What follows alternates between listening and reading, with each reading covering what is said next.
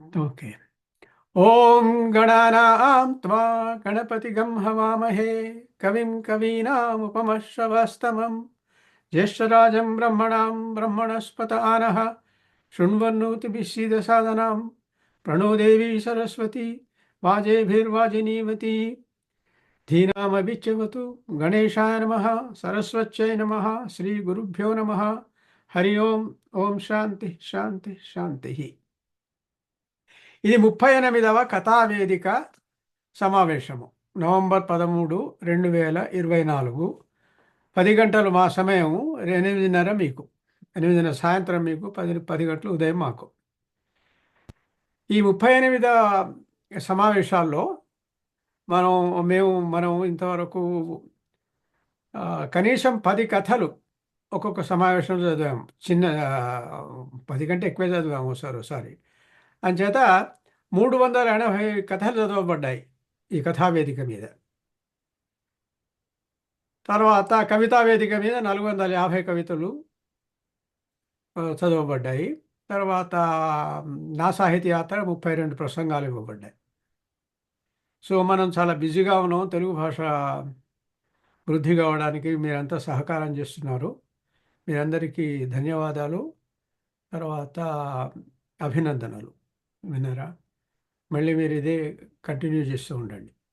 ఇవాళ meeting కవితావేదిక Zoom కార్యక్రమం సరిగ్గా జరగాలంటే తమ ముందు చదవబడిన కథ గురించి చిన్న విశ్లేషణ చేయడం, తమ కథ చదవడము, వచ్చే కథకులను వేదికపైకి ఆహ్వానించడము, మీరు కథ చదువుతున్నప్పుడు తప్ప మ్యూట్లో ఉండడము, కేటాయించబడిన సమయ నిర్దేశాలను పాటించడము, మీ ముందు మీ తర్వాత వచ్చే కథకులు ఎవరో కార్యక్రమం చూసి గుర్తుపెట్టుకోవడము, మీరు చదువుబోయే కథ మీ సాహితీ జీవన సారాంశము 10 పంక్తులకు మించకుండా nakshatra1364@gmail.comకు నవంబర్ 9లో పంపమని మిమ్మల్ని అడిగాము.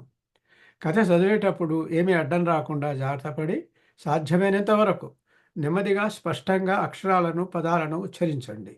మీ కంప్యూటర్ సిస్టము నెట్వర్క్ చెక్ చేసుకుని స్పష్టమైన ఆడియో వీడియోతో మీ కథ చదవండి. మీరు పంపిన కథనే చదవాలి, వేరే కథ ఆమోదించబడదు. కెమెరా స్థానం గురించిన సూచనలు మనం ఇంతవరకు అనుకున్నాము. అది మీరు మధ్యలో ఉండాలి, స్క్రీన్ మధ్యలో. అలాగా మీ కెమెరా పెట్టుకోవాలి. అయితే ఈవేళ చదివే వాళ్ళు ఎవరంటే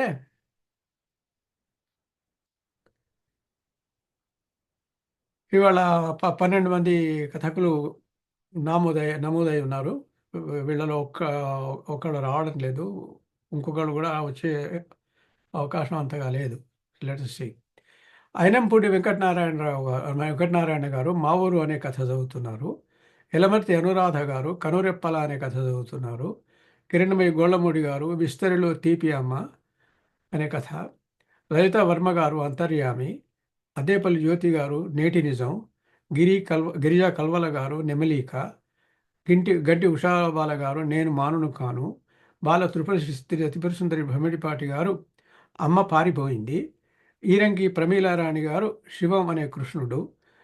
కొంపెల్ల కామేశ్వరరావు గారు ఔదార్యం. షామీరు జానకి గారు తల్లిగా మరో అడుగు. జిఎస్ఎస్ కళ్యాణి గారు ఒంటరితనం. ఈ కథలు చదవబోతున్నారు.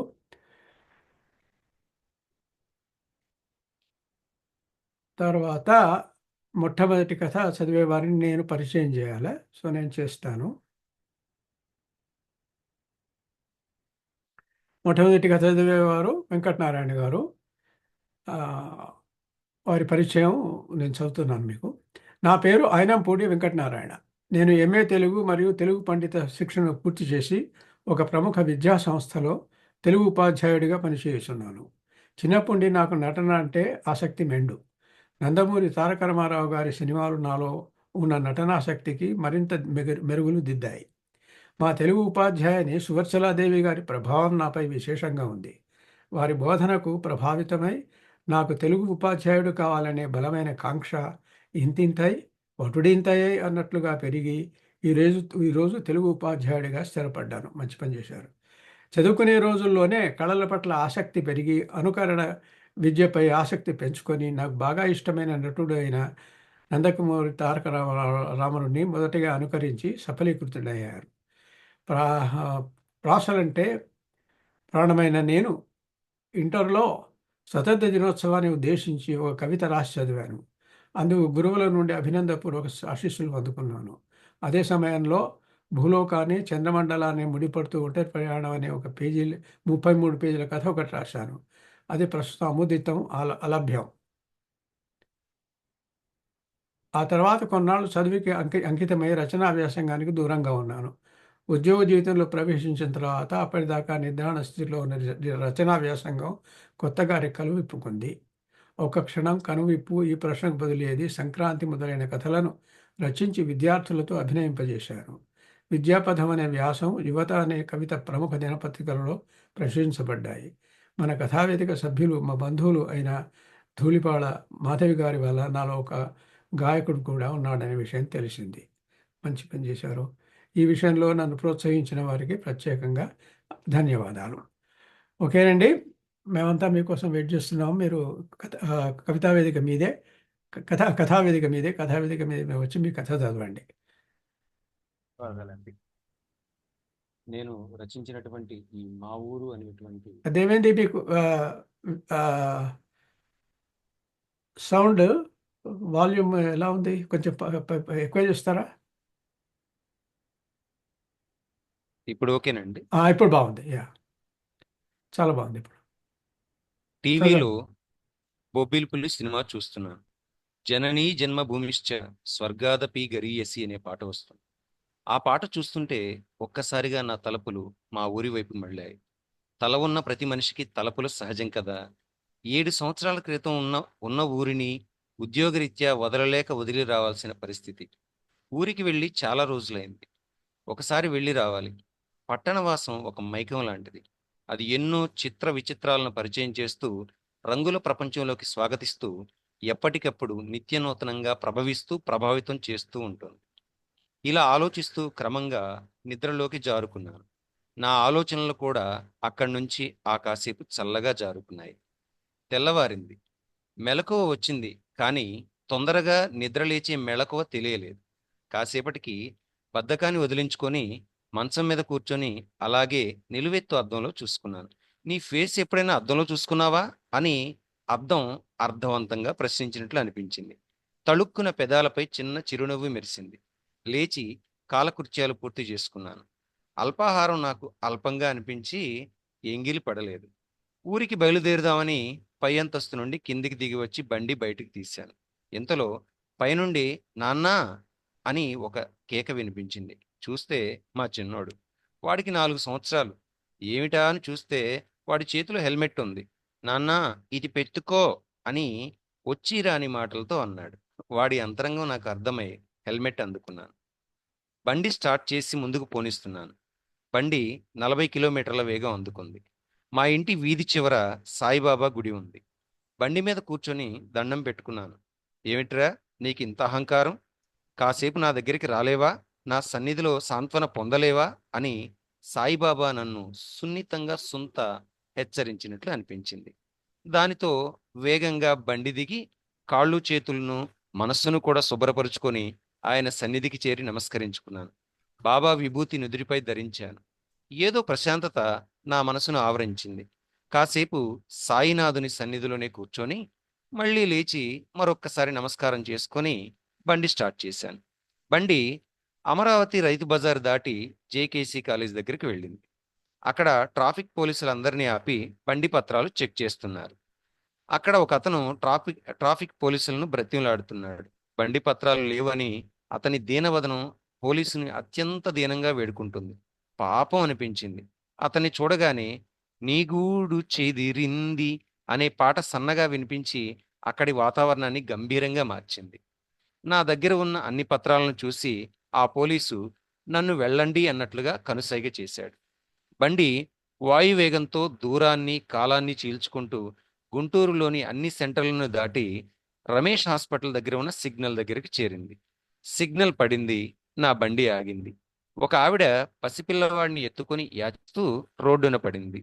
ప్రతి ఒక్కరి దగ్గరికి వెళ్ళి చేయి చాపి డబ్బులు అడుగుతుంది. కొంతమంది మానవత్వాన్ని ప్రదర్శిస్తూ తమకు తోచినంత ఆవిడకి ఇస్తున్నారు.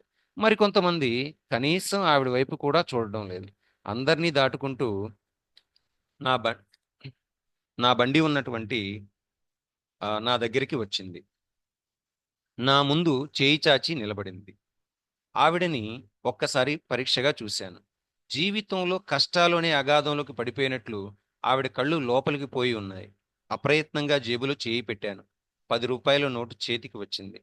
ఆ నోటును ఆవిడ చేతిలో పెట్టాను. ఆవిడ చేతులెత్తి దండం పెట్టింది. ఈలోగా గ్రీన్ సిగ్నల్ పడింది. నా బండి గాడిన పడింది. బండి ఏటుకూరు హైవే దాటి ఏటుకూరులో ప్రవేశిస్తుండగా ప్రశాంతంగా సాగిపోతున్న నా ప్రయాణంలో చిన్న అపశృతి. ఒకతను వేగంగా నా వెనక వైపు నుండి వచ్చి నా బండిని ఢీకొట్టాడు. పక్కకు పడ్డాను. దైవవశం వల్లనో మా అబ్బాయి హెల్మెట్ ఇచ్చిన కారణం చేతనో తెలియదు గాని పెద్దగా దెబ్బలు తగలలేదు. నా స్నేహితుడికి అంటే నా బండికి మాత్రం చిన్న చిన్న దెబ్బలు తగిలాయి. పాపం వాడి ముఖం వివర్ణం అయింది. జనాలు గుమికూడారు. అందరూ నా బండిని ఢీకొట్టిన అతన్ని తిడుతున్నారు. తాగి నడుపుతున్నావా?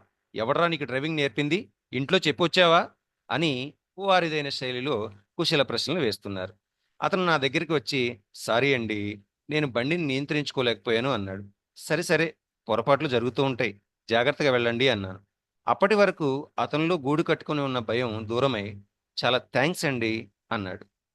పక్కన పడి ఉన్న నా బండిని పాదచారులు లేపి నిలబెట్టారు. బండిని స్టార్ట్ చేశాను. బాగానే ఉంది. అతను రూ. 1000 డబ్బులు ఇవ్వబోయాడు. పర్వాలేదండి, దీనికి 200 మించి అవదులేండి, వద్దులేండి అన్నాను. అతను మరింత బలవంత పెట్టగా ఆ రూ. 200 తీసుకోక తప్పింది కాదు. బండి పుల్లడిగుంట 5వ మైలు దాటి మా ఊరి పొలిమేరలోకి ప్రవేశించింది. అక్కడ కోయవారిపాలెం అనే బోర్డు కనిపించింది. అది నాకు స్వాగతం పలుకుతున్నట్లుగా అనిపించింది. నా దృష్టి రోడ్డుకి ఇరువైపులా గోతాలు పట్టలు కొట్టుకుంటున్న ఆదివాసీలపై పడింది. చిన్న గుడిసెలో ఇంత సుఖంగా ఎలా జీవిస్తున్నారు? ఇంతమంది పిల్లల్ని ఎలా పోషిస్తున్నారు అని అనుకున్నాను. నా చిన్నప్పటి నుండి వారిని చూస్తున్నాను. చాలా కష్టపడుతుంటారు. ఇప్పటికీ కష్టపడుతున్నారు. కనీసం వీళ్ళను చూసి కష్టానికి కూడా కష్టంగా అనిపించడం లేదేమో. కానీ వీరి నుంచి కష్టపడి జీవితం అనే సముద్రాన్ని ఎలా ఈదాలో నేర్చుకోవచ్చు. అందుకే వారిని చూసినప్పుడల్లా ముచ్చటేస్తుంది. బండి ప్రధాన రహదారి నుండి ఊరిలోకి మలుపు తీసుకుంది. సిమెంట్ రోడ్డు మధ్యలో పగిలిపోయి నోరు తెరిచినట్లుగా ఉంది. దానిని చూడగానే మా ఊరి రాజకీయ సంబంధాలు ఎలా ఉన్నాయో కళ్ళకు కట్టినట్లు చూపించినట్లుగా అనిపించింది. సంచలనాల కోసం దీన్ని విస్తృతంగా వివరించటం నాకు ఏమాత్రం పాడి కాదు. కనుక ఈ అంశం జోలికి ఇంకా అణుమాత్రమైనా వెళ్ళక ఊరిలోకి వెళతాను. ఊరి మొదట్లో నాగంవారి కుంట, దాని ఎదురుగా గుడి, దాని వెనకే మా బడి. బండి ఆపి గుడిలోకి వెళ్ళి బయటికి వస్తుండగా, ఎవరింటికయ్యా వెళ్ళేది అని ఒక స్వరం నన్ను పలకరించింది. ఆవిడ నాకు అమ్మమ్మ వరసయ్యే బుజ్జమ్మమ్మ. నన్ను గుర్తుపట్టలేదా అమ్మమ్మ అని అడిగాను. ఒక్కసారి ఆవిడ కళ్ళు చికిలించుకొని, ఓరోరి నువ్వంట్రా వెంకటనారాయణ, మాయదారి చుక్కడాలు వచ్చాయి, ఆపరేషన్ చేయించుకోవాలి, చూపు ఆనలేదయ్యా, మరేమి అనుకోబాకయ్యా అంది అమ్మమ్మ. అయ్యయ్యో, అదేం మాట అమ్మమ్మ, అది సరే గాని నీ ఆరోగ్యం ఎలా ఉంది అని అడిగాను. ఆ, ఏం ఆరోగ్యంలే, ఊరు పొమ్మంటుంది, కాడు రమ్మంటుంది అని పేలవంగా ఒక నవ్వు నవ్వింది. ఆ నవ్వు ఎన్నో కష్టాలను పలకరించినట్లుగా ఉంది. ఎంతో జీవితాన్ని చవిచూసిన ఆవిడ కదూ. ఆవిడ ముఖంలో అసంతృప్తి కొట్టొచ్చినట్లు కనిపించింది. ఎందుకు ఏమిటి అనే అప్రస్తుత ప్రశ్నలు ఆవిడపై సంధించక చిరునవ్వు నవ్వి ముందుకు సాగిపోయాను.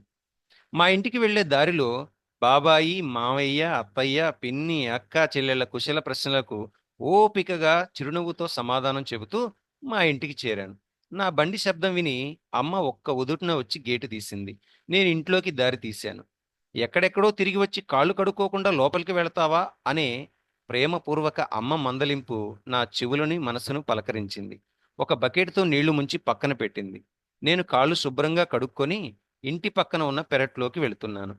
అమ్మ, మళ్ళీ ఎక్కడికి రా అంది. అమ్మ మాటలు నా చెవిని చేరేలోపు నేను పెరట్లోకి చేరాను. చిన్నప్పటి నుంచి నాకు మొక్కల పోషణ అంటే చాలా ఇష్టం. మా పెరటిలో జామ, బత్తాయి, ఉసిరి చెట్లతో పాటు పూలపాదులు, గోంగూర మడి, వంగ, మందార మొక్కలు ఉన్నాయి. మా పెరటి తోట ఇంద్రుని నందనోద్యానవనానికి ఏమాత్రం తీసిపోదు. ఇంట్లోకి వెళ్ళాను. నాన్న టీవీలో ఏదో సినిమా చూస్తున్నారు.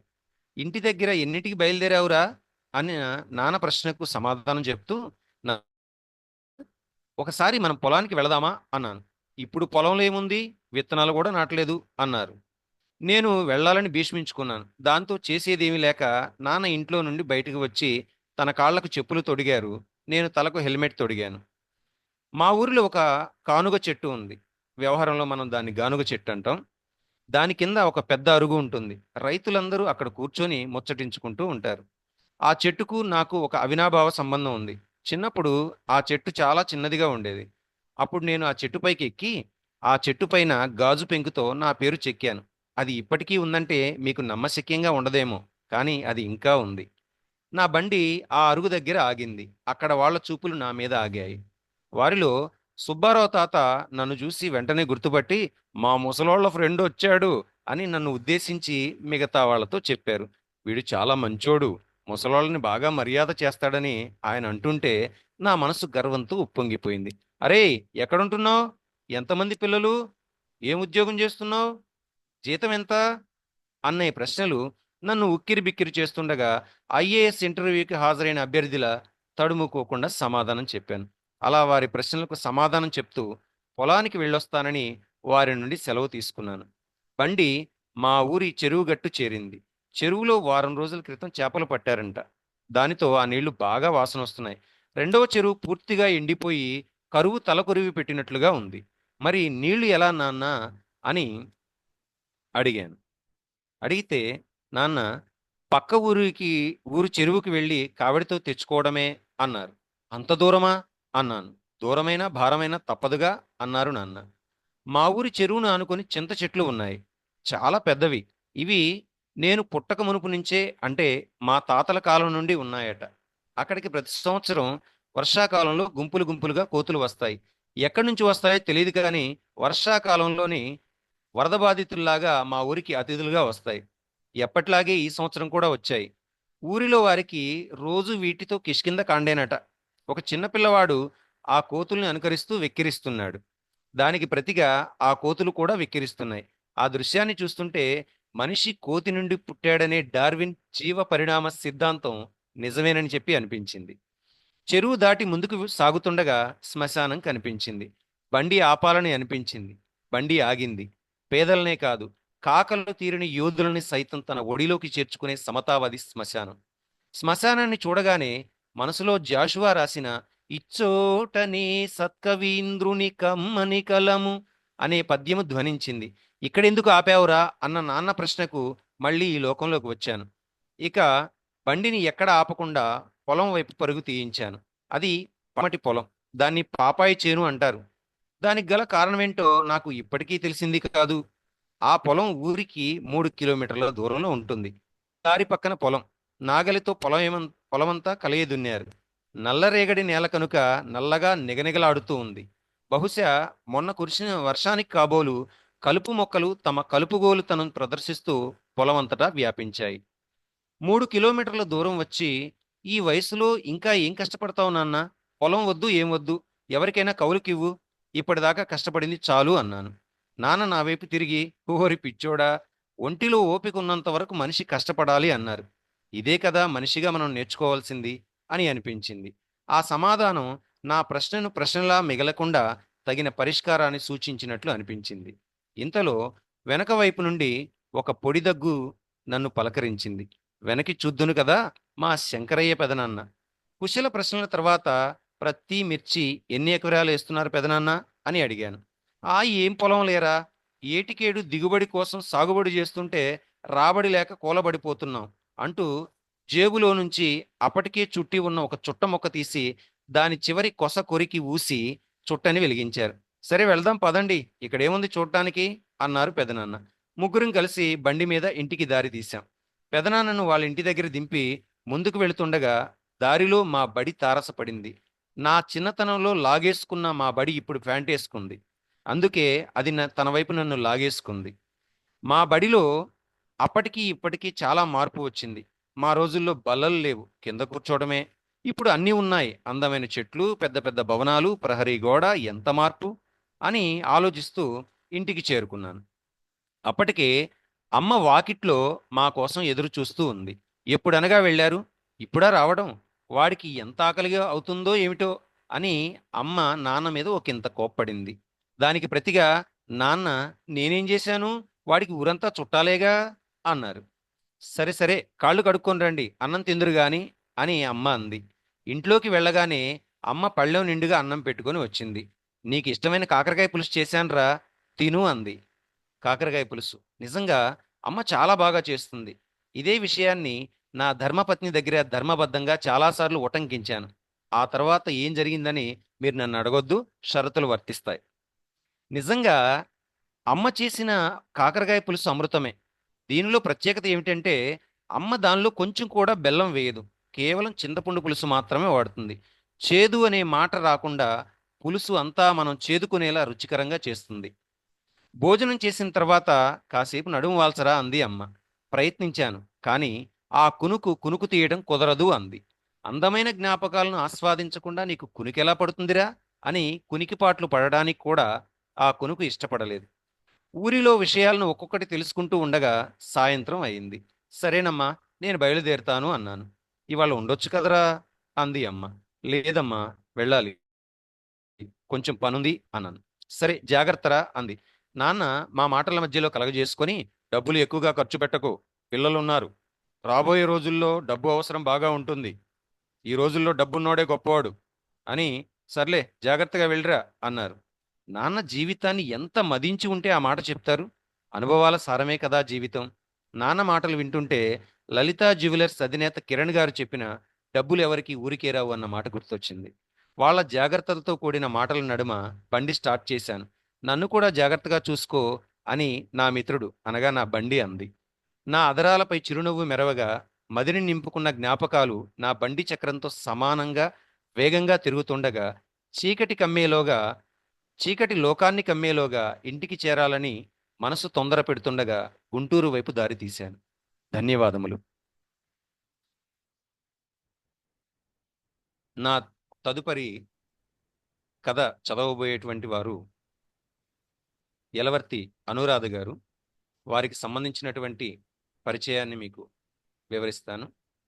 వీరు కృష్ణా జిల్లా కైకలూరు వాస్తవ్యులు. ప్రస్తుతం హైదరాబాదులో నివసిస్తున్నారు. ఉత్తమ సాహితీవేత్త, అవార్డు గ్రహీత, కథ, నవల, గీత రచయిత్రి. ప్రేమ వసంతం, పచ్చబొట్టు, విలువల లోగిలి, పరుగులు తీసే నీ వయసునకు ప్రచురించబడ్డాయి. ప్రేమంటే ఇదే ఇదే నవల మహిళా విజయం పత్రికల్లో సీరియల్గా వస్తుంది. వీరి ప్రేమ వసంతం నవల, గుప్పెడ మనసు కథలు, అనురాగాలు కథలు, పసిమొగ్గలు బాలల కథల పుస్తకం, ఎదసవ్వడి కవితలు, సంసారంలో సరిగమలు వ్యాసాలు, చిట్కాల పుస్తకం, వెజిటేరియన్ వంటకాలు పుస్తకాలుగా వెలువడ్డాయి. ఆకాశవాణి, దూరదర్శన్లో ఇంటర్వ్యూలు, పలు ప్రోగ్రామ్స్లో పాల్గొన్నారు. పలు ప్రముఖ పత్రికలలో కాలమిస్టుగా శీర్షికలు నిర్వహించారు. ముఖ్య అతిథిగా, వక్తగా, జడ్జిగా, ఆత్మీయ అతిథిగా పలు సభల్లోనూ షోల్లోనూ సుమన్ టీవీ, మగువా టీవీ ఛానల్స్లో సైతం పాల్గొనడం జరిగింది. ఇప్పుడు యలవర్తి అనురాధ గారిని వారి యొక్క కనురెప్పల అనే కథను చదవమని ఈ కథా వేదిక మీదకి సగౌరవంగా ఆహ్వానిస్తున్నాను. అందరికీ నమస్కారం.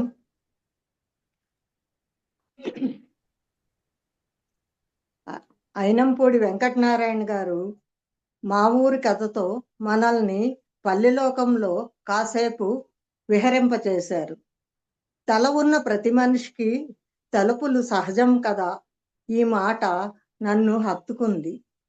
మరొకటి, కలుపు మొక్కలు కలుపుగోలుతనం ప్రదర్శిస్తూ పొలమంతటా వ్యాపించాయి. కలుపు మొక్కలను ఇంత అందంగా మరే కవి చెప్పి ఉండరేమో.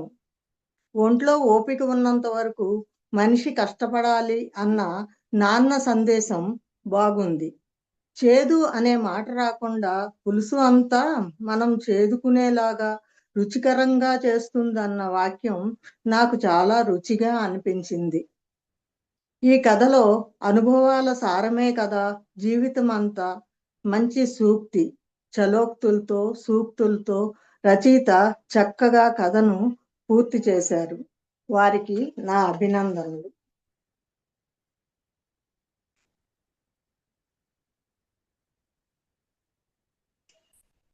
నా కథా శీర్షిక కనురెప్పల. కళ్ళు కనురెప్పలను చూడలేవేమో కానీ కనురెప్ప ఎప్పుడు కంటిని కనిపెట్టుకునే ఉంటుంది. తల్లి మనసు అలాంటిదే. దూరంగా బిడ్డ ఉన్నా అతని క్షేమం కోసం అనుక్షణం ఆరాటపడుతూనే ఉంటుంది. ఆర్ద్రత నిండుగా ఉన్న ఆమె హృదయ భాండాగారంలోకి చూడగలిగే కొడుకులు ఎందరు?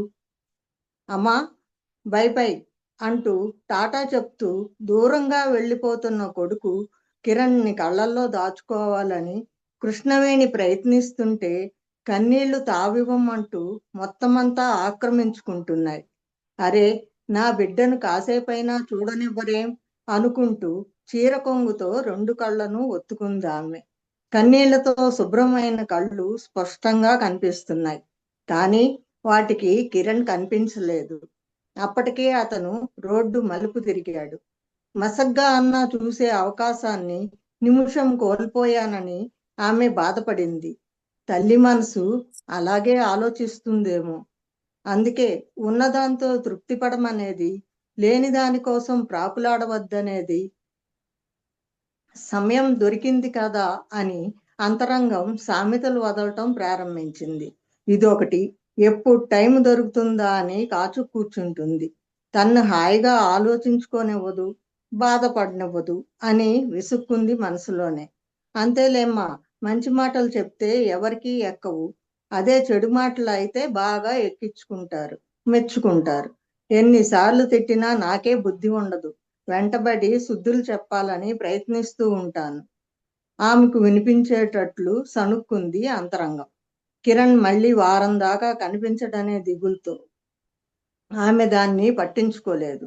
లేకపోతే దాన్ని అలక తీర్చేదే. వాడి కోసం ఇప్పటి నుంచే ఎదురుచూపు ప్రారంభం. 6 రోజుల తర్వాత కానీ రాడని తెలిసినా ఏమిటో ఎప్పుడూ కిరణ్ కిరణ్ అని కొట్టుకుంటూ ఉంటుంది తన చిన్న గుండె. వాడేమో అసలు అదేమీ పట్టించుకోడు. ఒక్కోసారి అనిపిస్తుంది వాడి చేతిలో సెల్లునైనా బాగుండేది అని. ఎందుకంటే దానికి ఒక్క క్షణం కూడా వదలడు కదా. ఎప్పుడూ మెసేజ్లు ఇస్తూనూ మాట్లాడుతూనూ ఉంటాడు స్నేహితులతో. అలాంటి వారు వాడికి ఎంతమందో.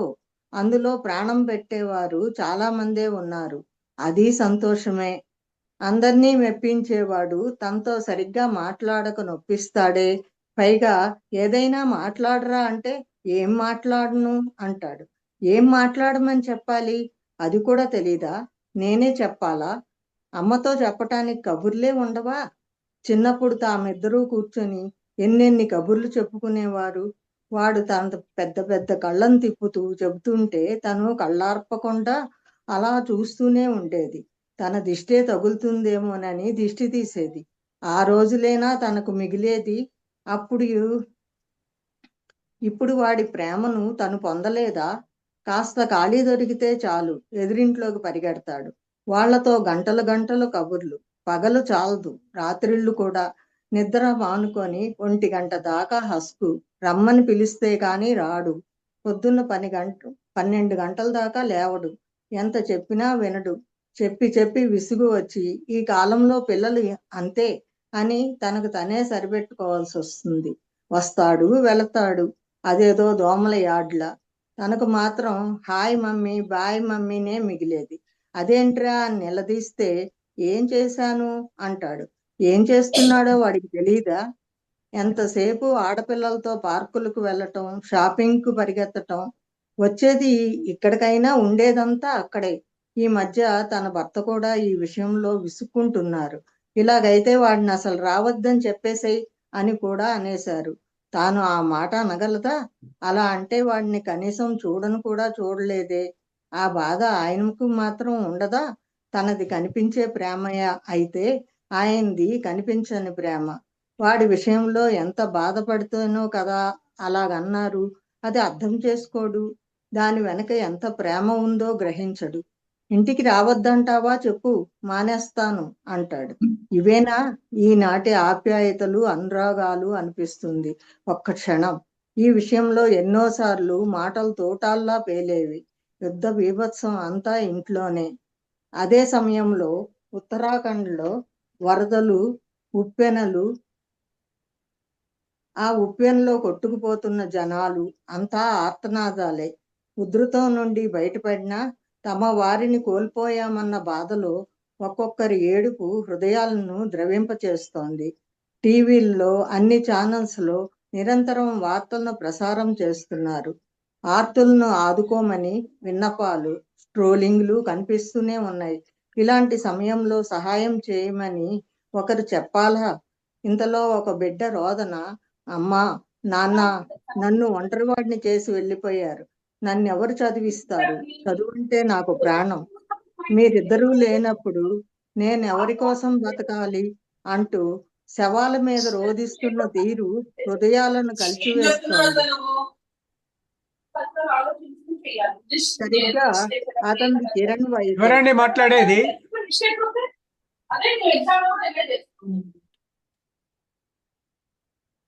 మీరు చదవండి ఇప్పుడు. ఇంతలో ఒక బిడ్డ రోదన, అమ్మా, నాన్న నన్ను ఒంటరివాడిని చేసి వెళ్ళిపోయారు. నన్నెవరు చదివిస్తారు? చదువంటే నాకు ప్రాణం. మీరిద్దరూ లేనప్పుడు నేనెవరి కోసం బతకాలి? అంటూ శవాల మీద రోదిస్తున్న తీరు హృదయాలను కలిచివేస్తోంది. సరిగ్గా అతనిది కిరణ్ వయసే. తమకు ఒక్కడే పిల్లోడు. పోనీ అతన్ని తీసుకువచ్చి పెంచుకొని చదివిస్తే? ఆమెలో అనుకోకుండా వచ్చిన ఆలోచన కార్యరూపం దాల్చటానికి ఎంతో సేపు పట్టలేదు. ఎందుకంటే కృష్ణవేణి గోపీనాథులది అన్యోన్య దాంపత్యం. వారిద్దరి మధ్య పొరపచ్చాలు ఉండవు. మాట తేడాలు అసలే రావు. ఒకరు ఒక మాట అన్నారంటే రెండో వారు అంగీకరిస్తారు. వెంటనే ఆ ఛానల్ వారికి ఫోన్ చేసి తాము ఆ బిడ్డను దత్తత తీసుకుంటామని ప్రకటించారు. ఆ విషయం విన్న అతని కళ్ళల్లో ఆనంద బాష్పాలు. దాంతో ఉదయ్ తమ రెండో బిడ్డ అయ్యాడు. వాడి ప్రేమ చూశాక తను ఇన్నాళ్ళు ఏం కోల్పోయానని బాధపడుతోందో అది చేరువైనట్లు అయ్యింది. ఉదయ్ ఉన్నంతసేపు అమ్మా అమ్మా అంటూ చిన్నపిల్లాడిలా తన చుట్టూ తిరుగుతాడు. ఆదివారం అయిపోతుంటే వెళ్ళాలా అని బిక్కముఖం వేస్తాడు. మళ్ళీ ఆదివారం ఎంతలో వస్తుంది? నువ్వు బాగా చదువుకో, చదువు అయిపోయాక అందరం ఒకచోటే ఉందాం అని ప్రతిసారి చెప్పి అనునయించి పంపించాల్సిందే. రోజు నిద్రపోయేటప్పుడు ఫోన్ చేసి ఆ రోజు ఏమేమి జరిగింది అంతా వివరంగా చెప్పేవాడు. ఏదైనా పని ఉంటే చెప్పండి నాన్నగారు, చేసి పెడతాను అని ఉన్న 2 రోజులు ఆయన్ని పదే పదే అడిగేవాడు. ఇదంతా కిరణ్కి కంటికింపుగా లేదని ఆమె గమనించలేదు. అదంతా ఆమె తప్పు కాదు. ఉదయ్ అందించే అనురాగం అలాంటిది. ప్రేమ ఊయల్లో వాళ్ళిద్దరినీ ఊగించాడు మరి. కిరణ్కి తన తప్పిదం ఏమిటో ఇప్పుడు తెలిసి వస్తోంది. అయినా దాన్ని అంగీకరించలేకపోతున్నాడు. కన్న కొడుకు కాకపోయినా ఎంత ప్రేమగా చూసుకుంటున్నారు. కనీసం తనని ఒక్క మాట కూడా అడగలేదు. ఉదయ్ని తెచ్చుకోవటం నీకు ఇష్టమేనా అని. నిజంగా నువ్వు కన్న కొడుకులా ప్రవర్తిస్తున్నావా? ఏదో సత్రం భోజనం, మఠం నిద్ర అన్నట్లు వచ్చి వెళ్ళేవాడివి. అలాంటి నీకు ఆ విషయం చెప్పకపోయినా తప్పులేదు. అంతరంగం సమయం చూసి మరో వ్యంగ్య బాణాన్ని విసిరింది. దానికి అతని దగ్గర సమాధానం లేదు. మౌనం పాటించాడు. అలా అని ఊరుకోలేదు. ఆ కోపాన్ని ఉదయ్ మీద ప్రదర్శించేవాడు. దాన్ని ఆ దంపతులు అడ్డుకునేవారు. అది అసలు భరించలేకపోయేవాడు. ఒక వారం ఇంటికి రావటం మానేశాడు.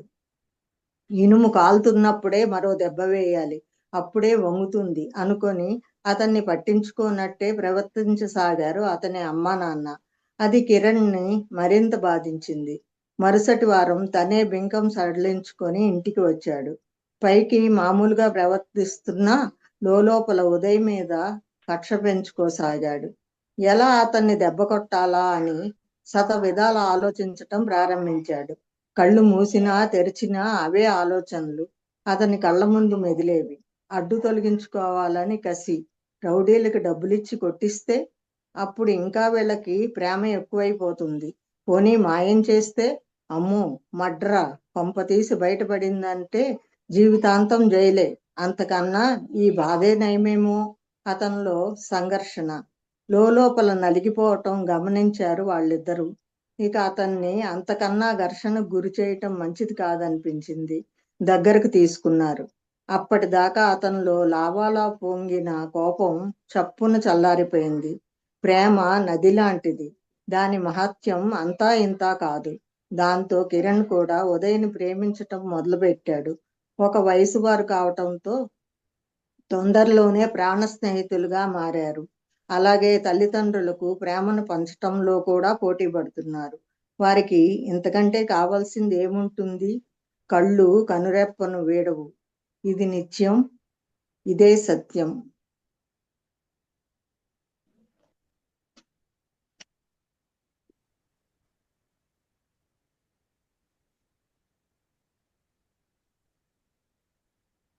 ఇప్పుడు గోళ్లమూడి కిరణ్మయ్య గారిని వేదికకి ఆహ్వానిస్తూ వారి పరిచయాన్ని నేను అందిస్తున్నాను. వీరు కామర్స్లో పోస్ట్ గ్రాడ్యుయేట్, న్యాయశాస్త్రంలో గ్రాడ్యుయేట్. వీరి కలం నుండి ఎన్నో కథలు, వచన కవితలు, పద్యాలు, గజల్స్ వెలువడ్డాయి. 200 కథల దాకా రాశారు. తొలి కథ ప్రేమలేఖ తృతీయ బహుమతి గెలుచుకుంది. అవధానాల్లో ఆసుకవిగా, పృచ్ఛకరాలుగా పాల్గొన్నారు. పారిజాతాలు, పసిడి పూలు, ప్రఖ్యాత రచయిత, చారిత్రక నవలా చక్రవర్తి శ్రీ ముదిగొండ శివప్రసాద్ గారిచే హైదరాబాదులో ఆవిష్కరింపబడింది. శ్రీ కట్టాపల్లి ప్రసాద్ గారు నిర్వహించిన సాహిత్య గుమ్మడి 100 రోజుల పద్య ప్రహేళికలో విశిష్ట శ్రేణి విజేతగా, వాగ్దేవి సాహితీ వేదిక సంక్రాంతి గజల్ పోటీలో అత్యుత్తమ గజల్ విజేతగా నిలిచారు. భావుక, కథాకేళి, ప్రియమైన నీకు, పిల్లలు చెప్పిన పాఠాలు, కెనడా వారివి, తూర్పు నుండి పడమర కథా సంకలనాల్లో వీరి కథలు పడ్డాయి. వీరిని కథ చదవవలసిందిగా ఆహ్వానిస్తున్నాను. ధన్యవాదం. సభకు నమస్కారం. ధన్యవాదాలమ్మా నా పరిచయం చేసినందుకు మీకు. ఇక మీ కథ మీద విశ్లేషణ. కనురెప్పల ఒక కన్నతల్లి అంతరంగం, ఆరాటం, ఆర్ద్రత నిండి ఉన్న కథ.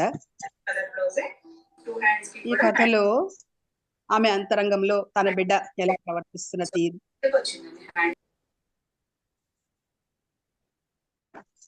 వినిపిస్తుందా అండి? వినిపిస్తుందండి. ఎవరో మాట్లాడుతున్నారని ఇప్పుడే కట్ చేసేసాను. కంటిన్యూ ఓకే ఓకే, కంటిన్యూ చేయండి. అలాగే. తన కన్నబిడ్డ గురించి ఆమె మదన పడుతూ చెప్పినంతా కూడా చాలా చక్కగా ఉంది. మంచి కథని వినిపించారు. ఒకటి బిడ్డ ఉన్నా కూడా మరో బిడ్డను పెంచుకోవాలని ఒక ఉదాత్తమైన ఆలోచన ఈ కథకి మంచి ఊతంగా నిలిచింది. అలాగే కన్నతల్లి అంతరంగమే కాకుండా కిరణ్ యొక్క మానసిక స్థితిని కూడా చాలా చక్కగా, అంటే నిజంగా పిల్లలు అలాగే ఉంటారు కదా, నాకు చెప్పకుండా తీసుకురావడం ఏంటి, ఇలా పెంచుకోవడం ఏంటి, నా మీద ప్రేమ తగ్గిపోయింది, ఇలాంటి కొంచెం ఒక రకమైనటువంటి అభద్రతా భావం పిల్లల సహజంగా ఉంటుంది. అలాగే ముగింపు చాలా చక్కగా ఇచ్చారమ్మా. ఆ కిరణ్ మానసిక వ్యవస్థ నుంచి బయటకు వచ్చి అతన్ని ఉదయ్ని తన సోదరుడిగా అనుకోవడం, అది బాగుంది. మీరు అన్నట్లు కళ్ళు కనురెప్పను వీడవు, నిజమే కదా. పిల్లలు కళ్ళు అయితే మనకు 2 కళ్ళు, మరి వాళ్ళని కాచుకోవాల్సిన బాధ్యత కూడా మన మీదే ఉంది. కనురెప్పలు ఎప్పుడు పిల్లల్ని కాచుకునే ఉంటాయి కదా. చక్కని కథని అందించారు. ఇంకొక విషయం కూడా అమ్మ, ప్రేమ నది లాంటిది, దాని మహత్యం అంతా ఇంత కాదు, నిజం, సత్యం చెప్పారు. మంచి కథను అందించినందుకు మీకు ధన్యవాదాలు. నమస్కారం.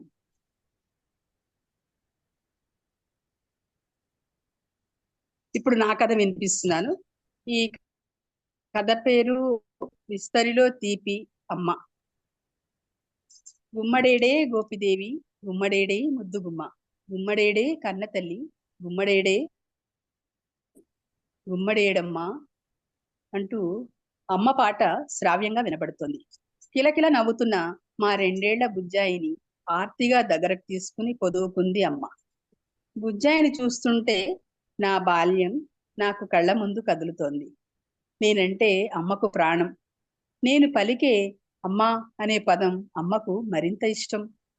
జీవిత పుస్తకంలో ప్రతి పుటలో అమ్మ ప్రతిరూపం కనబడుతుంది. దేవుడిచ్చిన వరం అమ్మ. కాదు కాదు, కనిపించే దేవత అమ్మ. జో అచ్యుతానంద జోజో ముకుంద అంటూ ఊయల ఊపుతూ అమ్మ పాడే లాలి పాటలు జున్నంత ఇష్టం. పాలుగారే ప్రాయంలో అమ్మ ఒడిలో కూర్చుని అష్టపదులు, త్యాగరాయ కృతులు, అన్నమయ్య కీర్తనలు అమ్మ మధురంగా ఆలపిస్తుంటే మైమరిచి వినడం నా సుకృతమే. చక్కని కనుముక్కు తీరు, పెద్ద బొట్టు, 7 రాళ్ల ముక్కు పుడకతో భుజాల నిండుగా చెంగు కప్పుకుని ముత్తైదువులా ఉండే మా అమ్మ అందరికీ పూజ్యభావం. ఆమె కనురెప్పల చాటున తొణకిసలాడే ఆర్తి మాకు దేవుడిచ్చిన ఆస్తి. అమ్మ చేతి ఆకుపచ్చని గాజుల గలగల సడి నాకు అత్యంత ప్రీతికరం. అమ్మ ఒడిలో కూర్చుని ఆ చేతి గాజులు పై కింద సవరించడం నాకు సరదా. బామ్మ కోసం మడినీళ్లు పెరట్లోంచి ఇంట్లోకి తెస్తుంటే చిన్న గ్లాసుతో 2 ఏళ్ల నేను అమ్మ వెనక తిరుగుతూ బుల్లి సహాయం చేసేవాడిని, నీళ్లు కింద మీద పారబోస్తూ. వంటింట్లో ఆగం ఆగం చేస్తుంటే నాన్న వచ్చి తర్జని చూపిస్తుంటే అమ్మ కొంగు వెనక దాక్కుని దొరికేవాడిని కాదు. అమ్మకు దైవభక్తి చాలా ఎక్కువ. గుడిలో అమ్మ ప్రదక్షిణలు చేస్తూ ఉంటే వెనక నేను లెక్క పెడుతూ తిరిగేవాడిని. అమ్మ కాళ్ళు కడుక్కోవడానికి బోరింగ్ పంపు నీళ్లు కొడుతూ ఉంటే నేను ఆ నీళ్లు ఎక్కడి నుండి వస్తున్నాయా అని తొంగి చూస్తే అమ్మ నవ్వే కిలకిల నాకు ఇష్టం. గుడిలో అమ్మ ఇచ్చిన కొబ్బరికాయ, పూలు, పళ్ళు తీసుకుని అష్టోత్తరం చదివి పూజ చేశాక పూజారి ఇచ్చే ప్రసాదం అందరికీ పంచేది గుడి మెట్ల మీద కూర్చొని. వితరణకు అర్థం అక్కడే నేర్పింది అమ్మ. పూజారి గారు అమ్మను దీర్ఘ సుమంగళి భవ అని ఆశీర్వదిస్తూ ఇచ్చే అమ్మవారి కుంకుమ సింధూరంలా. అమ్మవారి కుంకుమ అమ్మకు చాలా ఇష్టం. పాపిటలో సింధూరంలా పెట్టుకుని కనురెప్పలు మూసి రవ్వంతా నా నుదుట నిలువుగా తీర్చిదిద్దేది. అప్పుడు అమ్మ వీరమాతలా కనపడేది. అమ్మ తొలి గురువైన నా చొంగ తుడుస్తూ ఉంగా భాష నా దగ్గరే చక్కగా నేర్చుకుందిగా. దగ్గరకు రాని అత్త, తాత కంటే 2 పెదవుల విడరాని బంధం అయిన అమ్మ అనే పదం నాకు ఇష్టం అని ఎలా తెలిసిపోయేదో. నాతో పదే పదే అత్త, తాత అంటూ 60 సార్లు పలికించేది. చక్కిలాలు, అరిసెలు చేసేటప్పుడు వంటింట్లోకి రావద్దు అనేది. పొయ్యి నేల మీద పెట్టుకుని కూర్చుని చేసేది. అయినా నేను అక్కడక్కడే తచ్చాడుతుంటే హాల్లో కూర్చోబెట్టి ఇంత పిండి ప్లేట్లో పెట్టి 1/2 సున్నా, నిలువు గీత, అడ్డగీతలతో అక్షరమాలకు అంకెలకు లంకెలు వేయించేది. ఇంకా స్కూల్లో మొదటి రోజు అమ్మ హడావిడి నాకు బాగా గుర్తు. నాకు కొత్త బట్టలు తొడిగి నుదుట పొడుగ్గా నామం పెట్టి దేవుడికి దండం పెట్టించింది. నాన్నతో పలకలు, పిప్పరమింట్లు తెప్పించి పిల్లలకు పంచింది. లోపల నేను ఏడుస్తానేమో అని బయట కాచుకుని కూర్చుందిట.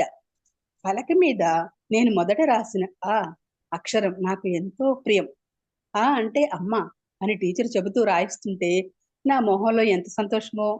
రోజంతా ఆ అక్షరమే రాస్తున్నానని టీచరు ఓ మొట్టికాయ బహుమతిగా ఇచ్చిందిగా. వృక్షో రక్షతి రక్షితః అంటూ మా పెరట్లో చాలా మొక్కలు నాటింది. పెరట్లో వాడిన నీరు వృధాగా పోకుండా బోరింగ్ పంపు నుండి మొక్కల పాదుల వరకు చిన్న కాలువ కట్టి ఆనకట్టలు, గేట్లు పెట్టినంత హడావిడి మా ముఖాల్లో చూసి మధ్య మధ్యలో ఇంజనీర్లా సలహా ఇచ్చే అమ్మ కాటన్ దొరలా కనిపించేది. మా ఇంటికి నా స్నేహితులు ఎవరొచ్చినా ముందు అమ్మ ఇచ్చే పెద్ద గ్లాసుడు మజ్జిగో, కాఫీనో తాగి అమ్మ ముచ్చట్లు విని అప్పుడు నా స్టడీ రూమ్లోకి వచ్చేవారు. నా మిత్రులందరికీ అమ్మ సలహాలు, దీవెనలు అడగని వరాలు. వారి ఉన్నతిలో అమ్మకు కూడా భాగం ఉందని వాళ్ళు చెప్తున్నప్పుడు నా మనసు ఆనంద తరంగమే. నాన్న సూచనలు, అమ్మ దీవెనలతో నా చదువు, తర్వాత నేను ఉద్యోగంలో స్థిరపడటం ఒక ఎత్తు అయితే, నేను కోరుకున్న అమలతో నా వివాహం మరో మెట్టు. సంస్కరణ మాటలలో కాదు చేతలలో ఉండాలి అనే అమ్మ ఓ కరదీపిక. ఎవరూ లేని అమలకి అన్నీ తానే అయి అమ్మతనంలోన అత్త మరోమారు రుచి చూపింది అమ్మ. అత్త అనే పిలుపు అమల ఎప్పుడో మర్చిపోయింది. నిజం, అమ్మకు ఇప్పుడు నాకంటే అమల ఎక్కువైపోయిందేమో అని నాకు అనుమానం. సంసార సాగరంలో ఎన్నో ఆటుపోట్లను ఎదుర్కొన్న అమ్మ చిన్న చినుకు కూడా మా మీద పడనివ్వదు. ఎండకు వానకు ఛత్రంలా, ఎప్పుడు నీడలా కాచుకునే అమ్మ కొంగు కల్పవృక్షంలా రక్షణ కవచం.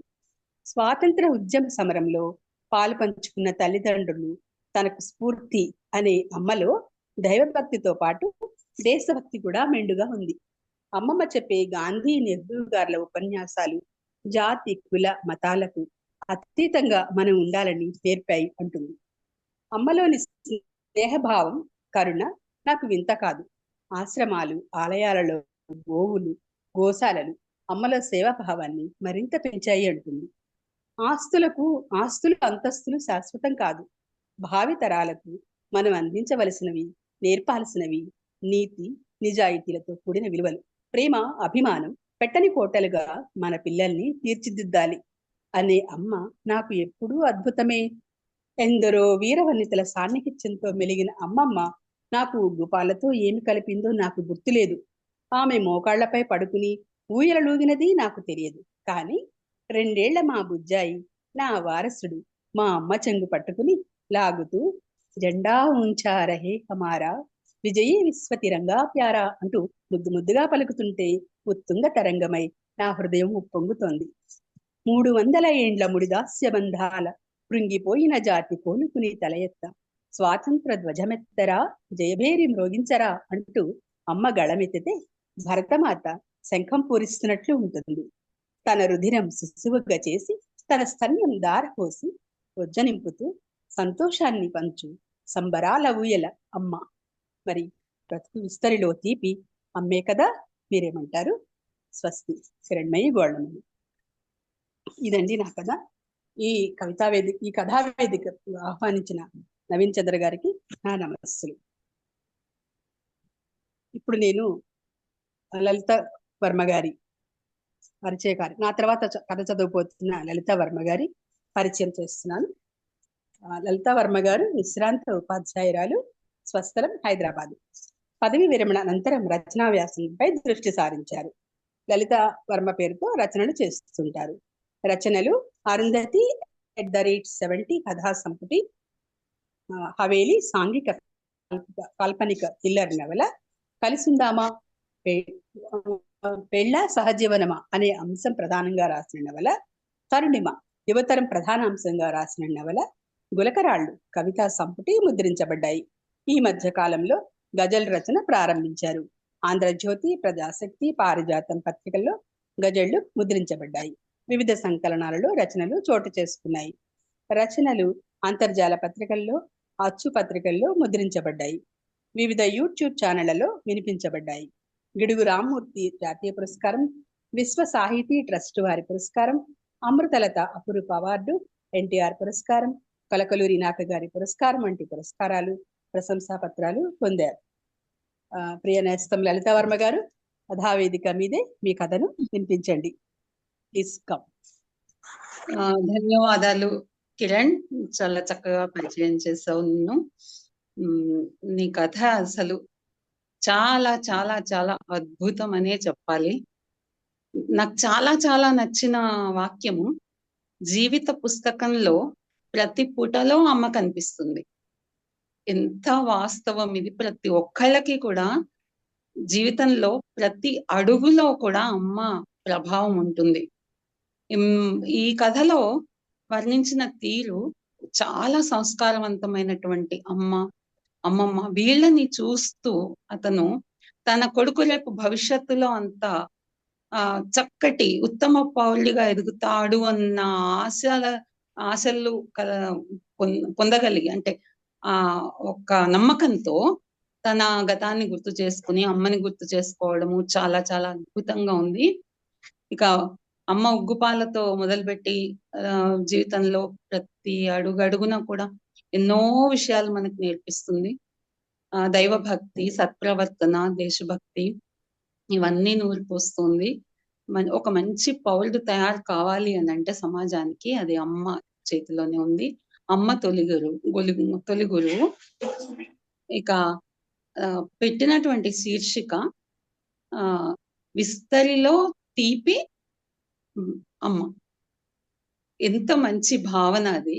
నిజంగా తియ్యటి రుచికరమైన పదార్థం తిన్నంత కమ్మగా ఉంది నీ కథ.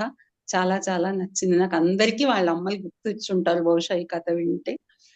ధన్యవాదాలు. చాలా చక్కటి కథను అందించావు కిరణ్.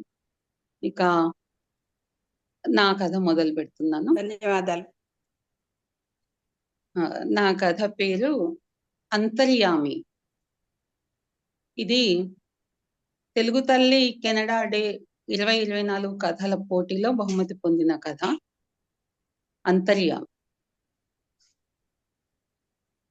అర్ధరాత్రి దాటినట్లుంది. ఒక్కొక్కరుగా అందరూ వెళ్ళిపోయారు. గదిలో నేను ఓ మూలగా క్రింద చాప మీద పడి నిద్రలో జోగుతున్న నర్సిగాడు మిగిలాం. నా చుట్టూ ఏదో పరిభ్రమిస్తున్నట్లుంది. అదేమిటో తెలియదు, కనిపించదు. కానీ ఏదో ఉంది. నా చుట్టూ తిరుగుతూనే ఉంది. బహుశా నిరాకారమైన వాయువు లాంటిదేమో. చాలా చిరాకుగా ఉంది. ఇంకా ఎన్ని గంటలిలా? ఎప్పుడు తెల్లవారుతుంది? నాకెప్పుడు విముక్తి? అసహనం, అసహనం, అసహనం. అసహనంతోనే జీవితమంతా గడిచింది. ఇప్పుడు అసహనమే. కుటుంబ నియంత్రణ పాటించమంటూ గోడల నిండా ఎర్ర త్రికోణాలు చాటి చెప్తున్నా లెక్క చేయక 10 మందిని కని నానా తిప్పలు పడిన తండ్రిని చూస్తే అసహనం. అప్పుడు తెలియదు అలా లెక్క చేయకపోవడం మన హక్కు అని. ఇచ్చట మూత్ర విసర్జన చెయ్యరాదు అని వ్రాసి ఉన్న గోడ దగ్గరికే వెళ్ళిపోతాం. నో పార్కింగ్ ఏరియా అని రాసి ఉన్న చోటే బండి నిలుపుతాం. అబ్బో, చెప్పాలంటే ఎన్నో ప్రభుత్వ వాక్ నిరాకరణ ఉద్యమాలు. బహుశా నాన్న కూడా నాలాంటి ఉద్యమకారులేనేమో. అమ్మను చూసినా అసహనమే. ఎప్పుడు చూసినా ఏ తమ్ముడికో మూతి కడుగుతూనో, ఏ చెల్లెలకో జడ వేస్తూనో, అంట్లు తోముతోనో, బట్టలు ఉతుకుతోనో కనిపించేది. తనతో మాట్లాడని తల్లిని చూస్తే అసహనం. కుటుంబ పోషణ భారమై నాన్న తనని మాత్రం బడి మాన్పించినప్పుడు కిమ్మనకుండా ఊరుకున్న అమ్మ అంటే అసహనమే. అన్నీ గుర్తుకొస్తున్నాయి. ఏమిటో నా చుట్టూ ఏదో వలయాలు వలయాలుగా తిరుగుతున్న అనుభూతి. బలవంతంగా ప్రయత్నపూర్వకంగా కళ్ళు విప్పానో క్షణం. ఏమీ కనబడలేదు. నర్సిగాడు గురక పెట్టేస్తున్నాడు. ఇక నాకు నిద్ర కరువే. ఈ రోజనే ఏమిటి, నిద్ర కరువై చాలా రోజులు అయ్యింది. నా మనసు కోరుకున్న మనిషి, ఒకసారి నా కళ్ళతో చూడాలనుకున్న మనిషి, నన్ను ఒక్కసారి స్పృశించి నా చేయి పట్టుకొని నీకు నేనున్నానని భరోసా ఇచ్చే మనిషి కోసం ఆరాటం ఎప్పుడు మొదలైందో ఆనాటి నుండి నిద్రలేని రాత్రులే కదా. ఎంత వద్దనుకున్నా ఎన్నో ఆలోచనలు, గతకాలపు జ్ఞాపకాలు, జీవనయానంలో పడిన కష్టాలు, చేసిన తప్పులు, జరిగిన వంచనలు ఎన్నెన్నో గుర్తుకొస్తున్నాయి. ఎన్నో భయంకరమైన రాత్రులు గడిపాను. అలాగే ఈ రాత్రి కూడా జ్ఞాపకాల ముసుల్లో మునిగిపోయాను. చాలా సేపటికి రాత్రి గడిచిందనటానికి నిదర్శనంగా కిటికీలో నుండి వెలుగు రేఖలు గదిలో వ్యాపించినట్లు తోచింది నాకు. ఇక కాసేపైతే ఎవరో ఒకరు వస్తారు, కాస్త సమయం గడుస్తుంది అనుకుని స్థిమితపడ్డాను. నా ముఖం పైన చల్లని స్పర్శ. నరసయ్య తడిగుడ్డతో నా ముఖం తుడుస్తున్నాడు. వాడి ఒంటి నుండి మైసూర్ శాండల్ సబ్బు పరిమళం నా ముక్కు పుటాలను చేరింది. అంటే నా అచేతన స్థితిని ఆసరా చేసుకుని వాడు నా బాత్రూంలో నా మైసూర్ శాండల్ సబ్బుతో స్నానం చేసి వచ్చాడన్నమాట. కోపం నషాళానికి అంటుతుంది. ఎంత పొగర్రా నీకు అందామనుకున్నాం. మాట ఎప్పుడో పడిపోయింది. ఎలా అనగలను? కళ్ళేల చేసి చూడాలన్నా కళ్ళు తెరవడమే గగనం. నా ఆసక్తత పైన నాకే అసహనం. అయ్యా, కాఫీ తాగుతారా? వాడు నా చెవిలో గట్టిగా అరుస్తున్నాడు. నేను నెమ్మదిగా చేయి పైకి ఎత్తాను, తాగుతానని సంకేతం. వాడు కాఫీ తెచ్చేలోగా నాకొచ్చిన కోపాన్ని అంతరాంతరాలలో అణుచుకునే ప్రయత్నం చేస్తున్నాను. అంతకన్నా ఏం చేయగలను? చల్లటి కాఫీ నా ముఖాన తగలెడతావా? నేను ముఖం కడుక్కుని వచ్చేసరికి వేడిగా కాఫీ కూడా అందివ్వలేవా అని హుంకరిస్తూ చేతిలో ఉన్న కప్పులోని కాఫీ ఆమె ముఖంపై చల్లడం గుర్తొచ్చింది. అయినా భరించింది జానకి. భార్య కదా. నా కళ్ళలోంచి 2 కన్నీటి బొట్లు జారాయి. అయ్యా, నోరు తెరవండి, కూసింత కాఫీ నీళ్లు తాగేద్దురు గాని గట్టిగా అరుస్తూ చెప్తున్నాడు నరసయ్య. బలవంతం మీద 2 పెదవులు విడదీశానే కాని దవడలు కదిలించడం సాధ్యం కాలేదు. వాడు చెంచాతో కాఫీ చుక్కలు నా నోట్లో పోసేందుకు ప్రయత్నం చేస్తూనే ఉన్నాడు. యాతన, యాతన, దేహానికి చెప్పలేని యాతన, లోలోన భరించలేని యాతన. చుట్టూ ఏదో తిరుగుతుంది. ఇప్పటిదాకా నిరాకారమైనదేదో నా చుట్టూ పరిభ్రమించినట్లుగా అనిపించింది. ఇప్పుడు ఏవో ఆకారాలు నా చుట్టూ తిరుగుతున్నాయి. అమ్మ, నాన్న, తమ్ముళ్ళు, చెల్లెళ్ళు, జానకి, నా కొడుకు ప్రశాంత్ నా చుట్టూ మోగారు. నాకు దగ్గరగా, చాలా దగ్గరగా నా చుట్టూ తిరుగుతున్నారు. నాకు ఊపిరాడటం లేదు. ఎవరి స్పర్శ కోసమో ఇన్నాళ్ళు ఎదురు చూసిన నా దేహం ఇప్పుడు నా కన్న కొడుకు దగ్గరతనాన్ని సహించలేకపోతుంది. దూరంగా జరగండి అని అసహనంగా అరిచాను. శబ్దం రాలేదు. నా చుట్టూ వలయంలా తిరుగుతున్నదేదో ఒక్కసారిగా వేగం పెంచింది. నా చుట్టూ తిరిగి తిరిగి బలంగా నాతో పాటు పైకి ఎగిసింది. అంతే. అయ్యా, అయ్యా అంటూ గట్టిగా అరుస్తూ తల బాదుకుంటూ ఏడవసాగాడు నరసయ్య. కళ్ళు మూసుకుపోయినా నాకంతా స్పష్టంగానే కనిపిస్తుంది. మేడ మీద గదిలో ఉండే భాస్కర్ హడావిడిగా మెట్లు దిగి రావడం కనిపించింది. బాబు, అయ్యగారు మనకి ఇక లేరు బాబు, ఏడుస్తున్నాడు నరసయ్య. భాస్కర్ నా చెయ్యి పట్టుకొని చూశాడు. ముక్కుపుటాల దగ్గర వేలు పెట్టి చూశాడు. దూరంగా జరిగి ఫోన్ తీసి చెవి దగ్గర పెట్టుకుని మాట్లాడుతూ వరండాలోకి వెళ్ళాడు. నరసయ్య ఏడుపు శబ్దంలో భాస్కర్ ఎవరితో మాట్లాడుతున్నాడో వినబడలేదు. ఆపరా వెధవా అని అరిచాను. నా గొంతు నాకే వినబడలేదు. ఇంతలో నరసయ్య భార్య గంగమ్మ గుండెలు బాదుకుంటూ అయ్యా, అయ్యా అని ఏడుస్తూ నా దగ్గరగా వచ్చి కింద కూలబడి ఏడవసాగింది. దాని వెనకాలే నిలబడి నన్ను వాళ్ళమ్మని మార్చి చూడసాగారు దాని కొడుకులిద్దరు. కాసేపు చూసి ఇద్దరు సైగలు చేసుకుని కాస్త వెనక్కి జరిగి తలలు పక్కకు వంచి ముసిముసి నవ్వులు నవ్వుకుంటున్నారు. ఒరేయ్, గడప దాటి లోపలికి వచ్చారంటే కాళ్ళు విరగ్గొడతా వెధవల్లారా. బయట మట్టిలో ఆడి ఆడి లోపలికి వస్తారా? నా ఇల్లంతా కంగాళి చేస్తున్నారు. వాళ్ళని నేను తరిమి కొట్టిన సంఘటనలు గుర్తొచ్చాయి. అప్పుడు వాళ్ళు ఏడుస్తూ వెళ్ళేవారు. ఇప్పుడు నన్ను చూసి నవ్వుకుంటున్నారు. వాళ్ళని చూస్తుంటే కోపం, అసహనం. ఎవరెవరో వస్తున్నారు. నన్ను చూసి నిర్లిప్తంగా వెళ్ళిపోతున్నారు. ఒక్కొక్కరిని చూస్తుంటే గతంలో వాళ్లతో కలిగిన అనుభవాలు గుర్తొస్తున్నాయి. ఒక్కటి కూడా మంచి జ్ఞాపకం లేదు. కాసేపటికి భాస్కర్ సుధాకర్తో కలిసి లోపలికి వచ్చాడు. సుధాకర్ నా స్నేహితుడు, నా ఒక్కగానొక్క స్నేహితుడు. ప్రతిరోజు ఉదయం నడకలో నాతో పాటు పాల్గొంటాడు. వాణ్ణి చూస్తే ఆశ్చర్యం కలుగుతుంది. శాంతమూర్తి, స్థితప్రజ్ఞుడు. నా అసహనాన్ని వాడెలా భరించాడో అనిపిస్తుంది ఇప్పుడు. వాడు నా దగ్గరగా వచ్చి నిశ్శబ్దంగా నిలబడ్డాడు. నా వంక చూస్తూ. చచ్చేదాకా మారలేదు కదరా అనే భావం వాడి ముఖంలో స్పష్టంగా కనిపిస్తుంది. అవును, వాడు ఎన్నిసార్లు చెప్పాడు, నీ అసహనమే నిన్ను అందరికీ దూరం చేస్తుందిరా నరేష్. ఎవరిని సహించకపోతే ఎవర్రా నిన్ను చూసేది? చివరకు నీకంటూ ఎవరు మిగలకుండా పోతారు. కొన్ని విషయాల్లో సర్దుకుపోవాలి తప్పదు అని. విన్నాడా తను? అసహనం ముందు పుట్టి తర్వాత తను పుట్టాడేమో. బంధువులని, భార్యని, చివరకు ఒక్కగానొక్క కొడుకుని కూడా దూరం చేసుకున్నాడు. ఇప్పుడు అనుకుని ప్రయోజనం ఏమిటి? సుధాకర్ చెప్పింది నిజం. ఏ బంధమైనా పోగొట్టుకోవడానికి 1 నిమిషం చాలు. మళ్ళీ సంపాదించుకోవడానికి జీవితకాలం సరిపోదు. ఆనాడు ఒక్క మాటతో కొడుకుని దూరం చేసుకున్నాడు. గత వారం రోజులుగా వాడిని చూడాలని, మాట్లాడాలని మనసు పరితపిస్తున్నా సాధ్యం కావటం లేదు.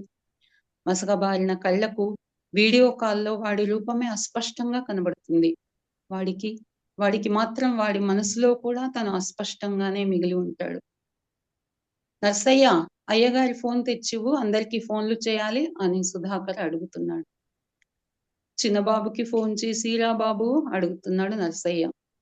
ప్రశాంత్ బాబుకేనా చేశాన్రా, టికెట్ దొరకటం కష్టమట, రానన్నాడు అని సమాధానం చెప్పి ఫోన్ డయల్ చేస్తూ బయటికి వెళ్ళాడు సుధాకర్. నర్సయ్య, వాడి భార్య సుధాకర్ మాటలకు తీవ్రంగా స్పందించి ఏమిటేమిటో అనుకుంటున్నారు. నేను అవేవి వినే స్థితిలో లేను. నాకు దిమ్మ తిరిగిపోయింది. వాడు రానన్నాడా? నా తలకి కొరివి పెట్టేదెవరు? 5 ఏళ్ల క్రితం, రేయ్ నేను చచ్చినా నువ్వు రావద్దురా, నీ పాపిష్టి చేతులతో నా తలకి కొరివి పెట్టిన పాపమేలా, నీ ముఖం నాకు చూపించకు అని వాణ్ణి ఇంటి నుండి తరిమేశాను. అప్పటి నా పరిస్థితి వాడు అర్థం చేసుకుంటే ఇప్పుడు ఇలాంటి దుస్థితి వచ్చేది కాదు కదా. నా తండ్రిలా పిల్లలకు అన్యాయం చేయకూడదని ఒక్కగానొక్క కొడుకుని కన్నాను. వాడు అడిగినవన్నీ కొనిచ్చాను. కొండ మీద కోతిని తెమ్మన్నా తెచ్చాను. స్తోమత లేకపోయినా అప్పు చేసి లక్షలు పోసి చదివించాను. అప్పు తీర్చడానికి కట్నం ఇచ్చే సంబంధం చూస్తే కాదని ఆదర్శ వివాహం అంటూ పైసా కట్నం తీసుకోకుండా, చెప్పా పెట్టకుండా కులాంతర వివాహం చేసుకుని వచ్చాడు. ఉద్యోగం చేసి అప్పు తీర్చమంటే పై చదువులకు అమెరికా వెళ్ళాలని, మరింత డబ్బు కావాలని అడుగుతాడా? మాట పెరిగి వెళ్ళిపోమన్నాను. అంతే. ఆనాటి నుండి వాడికి నాకు రుణం తీరిపోయింది. సుధాకర్ లోపలికి వచ్చి, మీ అయ్యగారి ఫోన్లో వాళ్ళ బంధువుల కాంటాక్ట్స్ పెద్దగా లేవురా, ఉన్న ఒకరిద్దరికి చెప్పాను, చూద్దాం మధ్యాహ్నం వరకు ఎవరెవరు వస్తారో అంటున్నాడు నర్సయ్యతో. నాకు తెలుసు, నా ఫోన్లో ఉన్న కాంటాక్ట్స్ నా 3 తమ్ముళ్ళు 2 చెల్లెళ్ళవి. వాళ్ళు ఎవరు రారు. ఎలా వస్తారు? ఎవరినైనా సహించానా? ఏ ఇంటి శుభకార్యాలకైనా వెళ్ళానా? పెద్ద తమ్ముడి దగ్గర జీవితం అంతా గడిపి తనువులు చాలించిన అమ్మా నాన్నలను కూడా చుట్టపు చూపులా వెళ్ళి చూసొచ్చాను. అలాంటిది నా కోసం వాళ్ళు ఎందుకు వస్తారు? నా అసహనం ఇప్పుడు ఈ క్షణం ఎవరిపైనా లేదు. కేవలం నా పైన నాకే అసహనం కలుగుతోంది. ఇంతలో ఇంటి ముందు వ్యాన్ ఆగిన శబ్దం. బిలబిలమంటూ కొందరు మనుషులు లోపలికి వచ్చారు. సుధాకర్తో అన్ని ఏర్పాట్ల గురించి మాట్లాడేస్తున్నారు. గబగబా షామియానా వేశారు, కుర్చీలు సర్దారు, చేయవలసిన పనులన్నీ చేస్తున్నారు. నాకు చాలా ఆశ్చర్యం వేస్తుంది. వాళ్ళు ఎవరో తెలియదు. వాళ్ళు చేసే హడావిడి చూసి, ఎవరు సార్ వీళ్ళు? అడిగాడు భాస్కర్ సుధాకర్ని. వీళ్ళు అంతిమ యాత్ర అనే సంస్థ నుండి వచ్చారు. నరేష్ కొడుకు ప్రశాంత్ ఏర్పాటు చేశాడు వీళ్ళని. ఎప్పుడో డబ్బులు కట్టి బుక్ చేశాడట. ఇప్పుడు సమయానికి కబుర్ చేస్తే వచ్చారు. అంత్యక్రియలన్నీ పద్ధతిగా ఏ లోటు లేకుండా వీళ్ళే పూర్తి చేస్తారు. నా సందేహానికి సమాధానం దొరికింది. భాస్కర్ ముఖంలో ఆశ్చర్యం. నేను బిత్తరపోయాను. అంటే పెళ్లిళ్లకు, వేడుకలకు ఈవెంట్ మేనేజర్లు నిర్వహించినట్లుగా ఇది కూడానా? భాస్కర్ ప్రశ్నలో ఆశ్చర్యం. అవునన్నట్లుగా తల పంకించాడు సుధాకర్. కాసేపు అయ్యాక ఆ వచ్చిన వాళ్లలో నుండి ఒకరు టీం లీడర్లా ఉన్నాడు. సుధాకర్ దగ్గరకు వచ్చి, సార్ అన్ని ఏర్పాట్లు పూర్తయ్యాయి. నిప్పు పట్టే వాళ్ళెవరో చెబితే చేయవలసిన తంతు చేసేయవచ్చు అని. సుధాకర్ సమాధానం కొరకు ఎదురు చూస్తూ నిలబడ్డాడు. ఒక్క నిమిషం అంటూ సుధాకర్ భాస్కర్ ని ప్రక్కకు పిలుచుకెళ్లి ఏదో మాట్లాడుతున్నాడు. సుధాకర్ నేనే నిప్పు పడతానంటాడేమోనని ఆశగా ఎదురు చూస్తున్న నాకు సుధాకర్ ఆ మాట అనకుండా భాస్కర్ తో చర్చించడం నిరాశ కలిగించింది. నాలోని అసహనాన్ని సహించి నా వెంట ఉన్న ఏకైక వ్యక్తి సుధాకర్. వాడి చేతుల మీదుగా పోవటం నాకు శాంతినిస్తుంది అనుకున్నాను. కానీ చెవులు రిక్కించి వింటున్న వాళ్ళ సంభాషణ. వాణ్ణి చివరిదాకా చూసుకున్నది నీవే కదా, కొడుకు లాంటి వాడివి, నీకు అభ్యంతరం లేకపోతే నువ్వు పడతావా అడుగుతున్నాడు సుధాకర్. లేదు సార్, నాకు పెళ్లి కుదిరింది, లేకపోతే నాకేమీ అభ్యంతరం ఉండేది కాదు భాస్కర్ సమాధానం. అదేనయ్యా నా పరిస్థితి. 15 రోజుల క్రితమే మా అమ్మాయి పెళ్లి చేశాను. ఇప్పుడు ఈ కార్యక్రమం చేయలేను.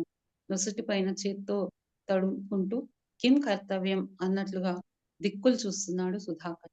ఇంతలో అంతిమయాత్ర టీం లీడర్ సుధాకర్ దగ్గరకు వచ్చి, త్వరగా చెప్పండి సార్, లేట్ అయితే మా వర్కర్స్ డబ్బులు ఎక్కువ అడుగుతారు. ఎవరు లేకపోతే మావాడే ఉన్నాడు, మీరు సరేనంటే పని కానిచ్చేద్దాం అన్నాడు. సరేనన్నాడు సుధాకర్. అయిన వాళ్ళ మధ్య బంధుమిత్రుల కన్నీటి వీడుకోలు తీసుకుని అంతిమ ప్రస్థానం ఎవరో గుర్తు తెలియని వ్యక్తుల చేతుల్లో జరుగుతుందా? ఇప్పుడు నాలో కాదు నా ఆత్మలో కూడా అసహనమే. నాకు దుఃఖం ముంచుకొచ్చింది. వెక్కి వెక్కి ఏడుస్తున్నాను. అయ్యా అయ్యా ఏమైందయ్యా? నన్ను ఎవరో కుదిపేస్తున్నారు. ఒక్క ఉదుటున లేచి కూర్చుని కళ్ళు నులుముకుని చుట్టూ చూశాం. కిటికీ గుండా సన్నని వెలుతురు గదిలోకి పడుతుంది. నర్సయ్య నా ప్రక్కనే నిలబడి ఆత్రంగా నా వంకే చూస్తున్నాడు. నేను వాడి వైపు చూడగానే, అయ్యా, నిద్దట్లో ఎక్కెక్కి ఏడత్తా ఉన్నారు. అందుకనే నిద్ర లేపా. పీడకల ఏమైనా వచ్చిందేమోనని అంటూనే గ్లాస్‌తో నీళ్లు పట్టుకొచ్చి, "కూసిన్ని నీళ్లు తాగండయ్యా, సర్దుకుంటాది" అని అందించాడు. అయితే ఇదంతా కల అనుకుంటూ నీళ్లు త్రాగాను. పోయిన ప్రాణం తిరిగి వచ్చినట్లు అనిపించింది. నేను కాస్త స్థిమితపడటం చూసి నర్సయ్య బయటకు వెళ్ళాడు. నేను మంచం మీద వాలాను. నిద్ర పట్టడం లేదు. నేను కలలో చూసిన దృశ్యాలన్నీ కళ్ళ ముందు కదలాడుతున్నాయి.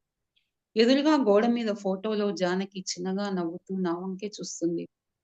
రక్త సంబంధాలను కాదనుకుంటే మీ కలే నిజమవుతుంది అనే అర్థం స్ఫురించింది ఆ నవ్వులో. నేనొక నిర్ణయానికొచ్చి నర్సయ్యని పిలిచాను. నా ఫోన్ తీసుకురా నర్సయ్య, బాబుకు ఫోన్ చేయాలి అంటున్న నా వంక 8వ వింతను చూసినట్లుగా ఆశ్చర్యంగా నోరెళ్లబెట్టి చూడసాగాడు నర్సయ్య. ఇదండి కథ. ఈ అవకాశం ఇచ్చిన నవీన్ చంద్ర గారికి ధన్యవాదాలు. ఇక నా తర్వాత కథ చదవబోయేవారు అద్దేపల్లి జ్యోతి గారు. అద్దేపల్లి జ్యోతి గారి తల్లిదండ్రులు కీర్తిశేషులు నంబూరి శ్రీరామచంద్రమూర్తి గారు, శోభారాణి గారు. వీరి జన్మస్థలం పశ్చిమ గోదావరి జిల్లా తణుకు. 1967లో జన్మించారు. కథలు, కవితలు, వ్యాసాలు, పాటలు వివిధ దిన వార పత్రికలలో ప్రచురించబడ్డాయి. పున్నమి అనే హైకుల పుస్తకం ముద్రించబడింది. వివిధ సంకలనాలలో వీరి కథలు ప్రచురించబడ్డాయి. వీరు వ్రాసిన మొదటి నవల ఆంధ్రభూమి మాసపత్రికలో అర్హత సాధించింది. పెద్ద తెరపైన పాటకు పేరు చూసుకోవడం, కథావేదిక 2023 పోటీలో బహుమతి, తానావారి పాటల పోటీలో బహుమతి పొందారు. నేత్రదానంపై స్లోగన్ పోటీలో యండమూరి గారి చేతుల మీదుగా బహుమతి తీసుకున్నారు. వివిధ సంస్థలచే సన్మానాలు, ప్రభుత్వం వారి ఉగాది సన్మానాలు వీరికి లభించాయి. ఆజాదీ కా అమృతోత్సవం సందర్భంగా దేశభక్తి లాలిపాటల పోటీలో జిల్లా స్థాయి బహుమతి పొందారు. ఇవన్నీ చూస్తుంటే అద్దేపల్లి జ్యోతి గారు బహుముఖ ప్రజ్ఞాశాలి అని అనిపిస్తుంది. జ్యోతి గారు, మీ కథ వినిపించండి. ఈ వేదిక మీదే. ధన్యవాదాలండి. మీలాంటి పెద్దలు చక్కగా చదివారు. అభినందనలు, ధన్యవాదాలు, కృతజ్ఞతలు. మీ అందరి ముందు నేను చిన్నదాన్నేనండి. అయ్యో, అదేం లేదు. మీ బహుమతి కథకి అభినందనలండి. అతను అసహనంగా ఉండి భార్యను కూడా పట్టించుకోని వాడు, కొడుకుని పట్టించుకోని వాడు, అతని భవిష్యత్తు కళ రూపంలో చూపించి అతనిలో మార్పు తీసుకొచ్చారు. చాలా చక్కగా రాశారు. అంతే చక్కగా చదివారు. మీకు ధన్యవాదాలు. Thank you. నా కథ నేటి నిజం. అనలా, ఎన్నాళ్ళిలా ఒంటరిగా ఉంటావు? మెడిసిన్ అన్నావు, అది అయ్యేదాకా మాట్లాడద్దు అన్నావు, అది అయిపోయింది. ఎంఎస్ కూడా అయిపోయింది. మరి ఇప్పుడేంటి నీ అభ్యంతరం? పోనీ నీ మనసులో ఏమన్నా ఉంటే చెప్పు, వాళ్ళెవరైనా మీ అమ్మా నాన్నని నేను ఒప్పిస్తాను అంది అమ్మమ్మ మనవరాలికి నచ్చ చెప్తూ. ఊరుకో అమ్మమ్మ, ఏదన్నా ఉంటే నేను చెప్పనా? మా అమ్మా నాన్నల్ని ఒప్పించుకునే ధైర్యం నాకుంది. నీ సిఫార్సులేమీ అక్కర్లేదు అంది అమ్మమ్మ బుగ్గలు పుణుకుతూ. అందానికి అందం, ఐశ్వర్యం, చదువు అన్నీ ఉన్నాయి. మరెందుకే అంత ఆలస్యం? నీకు నచ్చిన వాడిని అన్నా చెప్పు, లేదా మీ వాళ్ళు చెప్పిన సంబంధం అన్నా చేసుకో. ఏ వయసుకి ఆ ముచ్చట అన్నారు. చదువుకున్న దానివి, తెలివైన దానివి, నీకింతకన్నా విడమర్చి చెప్పక్కర్లేదనుకుంటా. ఏ నిర్ణయమైనా త్వరగా తీసుకో. నీ పెళ్లి చూడాలని నా కోరిక. నీ కోసం కాకపోయినా మా కోసమైనా పెళ్లి చేసుకోవే అంది మనవరాల్ని ముద్దు చేస్తూ. నేను అదే ఆలోచనలో ఉన్నానమ్మమ్మ. అది ఒక రూపం వచ్చాక నీకే ముందు చెప్తాను నిజం అంది నిజాయితీగా. ఆ మంచి రోజు కోసం ఎదురు చూస్తూ ఉంటాను అంది అమ్మమ్మ. నేను కూడా అదే ఎదురు చూస్తున్నానమ్మమ్మ అంది. నువ్వు ఎదురు చూడటం ఏంటే, బంగారు తల్లివి. నువ్వు ఊ అనాలి గాని పంచి కళ్యాణి గుర్రం మీదొచ్చి తీసుకెళ్ళిపోడు రాకుమారుడు అంది నవ్వుతూ. ఏం చేస్తాం, వాడొక బుద్ధు. వాడికి ఇండైరెక్ట్ గా ఎన్నిసార్లు చెప్పినా అర్థం కాలేదు. డాక్టర్స్నే చేసుకుంటే బాగుంటుంది అనేవాడు. నా మనసు అర్థమయ్యే అంటున్నాడో అర్థం కాక అంటున్నాడో నాకు అర్థమయ్యేది కాదు. వాడికి ఈలోపు ఉద్యోగం వచ్చి దూరంగా వెళ్ళిపోయాడు. నేను ఎంఎస్లో పడి పట్టించుకోలేదు. ఈలోపు అతని పెళ్లి కార్డు నన్ను చాలా బాధ పెట్టింది. నాది నిజమైన ప్రేమ, అతనికి నా మీద ప్రేమ లేదా? నిజమైన ప్రేమ త్యాగాన్ని కోరుతుంది అనుకుని నా వృత్తినే దైవంగా భావిస్తూ అందులోనే లీనమై ఉండిపోయాను అనుకుంది మనసులోనే. ఆలోచనలో పడిపోయిన మనవరాలను గమనిస్తూ బంగారు తల్లికి మంచి అబ్బాయి భర్తగా రావాలి అనుకుని మనసులోనే దేవుణ్ణి ప్రార్థించింది. పక్కింటి సుధా మనవరాలి పుట్టినరోజని పిలిచింది. నువ్వు వస్తున్నావని చెప్పాను, నిన్ను కూడా తీసుకురమ్మంది అంది అమ్మమ్మ. నీ ఫ్రెండ్ రిషి కూడా వస్తున్నాడని చెప్పిందిరా అంది. అవునా అంది ఉత్సాహంగా. మీ ఇద్దరి స్నేహం చూసి నేను మీది ప్రేమ అనుకున్నాను, కానీ నేను అపోహపడ్డాను అనుకున్నాను వాడి శుభలేఖ చూసి అనుకుంది మనసులో. పుట్టినరోజు కేక్ కటింగు హడావిడి అయ్యాక రిషి అనలా హాల్లో వెనక్కి వెళ్లి కూర్చున్నారు. నీ ఎంఎస్ అయిపోయిందని తెలిసింది, కంగ్రాట్స్ అన్నాడు. నీ పెళ్ళయిందని తెలిసింది, నీకు కూడా కంగ్రాట్స్ అంది. అయింది, విడాకులు కూడా అయింది అన్నాడు. ఏంటంటున్నావు, పిచ్చి మాటలు మాట్లాడకు అంది కోపంగా. నిజమే, తన ఆలోచన విధానం వేరు, నా ఆలోచన విధానం వేరు. పెద్దవాళ్ల కోసం చేసుకున్నాను, కానీ తనకి నా ఆలోచనల మీద గౌరవం లేదు. నీకు తెలుసు కదా నాకు హోటల్ మేనేజ్మెంట్ అంటే ఇష్టమని, భవిష్యత్తులో హోటల్ పెడతాను అని చెప్పేవాడని కదా. నేను ఉద్యోగం మానేసి హోటల్ పెడతాను అంటే తను ఒప్పుకోలేదు. నా జీవిత ధ్యేయం అన్నా కూడా తను అర్థం చేసుకోలేదు. తన కోసం నా జీవితాశయాన్ని ఎలా వదులుకోను? ఉద్యోగం కన్నా ముందే హోటల్ పెడదామంటే నాన్న ఒప్పుకోలేదు. నువ్వు సంపాదించుకుని నీ డబ్బుతో హోటల్ పెట్టుకుంటావో ఇంకేం పెట్టుకుంటావో అన్నారు. అక్కడికి పెళ్లి ముందు తనతో చెప్పాను, ఉద్యోగం చేస్తున్నాను, కొంచెం సంపాదించుకున్నాక హోటల్ పెట్టుకుంటాను అని. తను అంత సీరియస్ గా తీసుకోలేదు. నేను ఉద్యోగం మానేసి హోటల్ పెట్టుకుంటాను అన్న రోజు చాలా గొడవ చేసింది. నా ఆలోచనలకు నా మాటలకు విలువలేని వాళ్లతో ఏంటి అనుకున్నాను, కానీ సరిపెట్టుకున్నాను. కానీ తను ఇంకెప్పుడు హోటల్ అంటూ దానికోసమే తిరుగుతున్నావు, రాత్రి పగలు అని గొడవ చేసి విడాకులు ఇచ్చేదాకా తీసుకొచ్చింది. ఇంకా అమ్మా నాన్న కూడా విసిగిపోయారు. నీకు భార్య కావాలా హోటల్ కావాలా తేల్చుకో అన్నారు. పెళ్లికి ముందే చెప్పాను, తనే నన్ను అర్థం చేసుకోలేదు, అందుకే విడాకులు తీసుకున్నాం అన్నాడు. ఇంత జరిగితే నాకు తెలియలేదు అంది. నువ్వు చదువులో ఉన్నావని నీకు మీ అమ్మమ్మ చెప్పలేదనుకుంటా. అయినా ఇదేమన్నా శుభవార్త అందరికీ చెప్పుకోవడానికి? మా అమ్మ కూడా చెప్పుండదులే. అయినా నువ్వు తెలివైన దానివి, అందుకే పెళ్లి చేసుకోలేదు అన్నాడు అని. అందుకే నిన్ను డాక్టర్నే చేసుకో అని ముందే సలహా ఇచ్చాను అన్నాడు నవ్వుతూ. గొప్ప సలహా ఇచ్చావులే. ఇంతకీ నీ హోటల్ ఎలా ఉంది అంది. బాగుంది, 2వ బ్రాంచ్ కూడా మొదలుపెట్టాను అన్నాడు నవ్వుతూ. నీ ప్రాక్టీస్ ఎలా ఉంది అన్నాడు. నేనేం సొంతంగా ప్రాక్టీస్ పెట్టలేదు, హాస్పిటల్లో చేస్తున్నాను.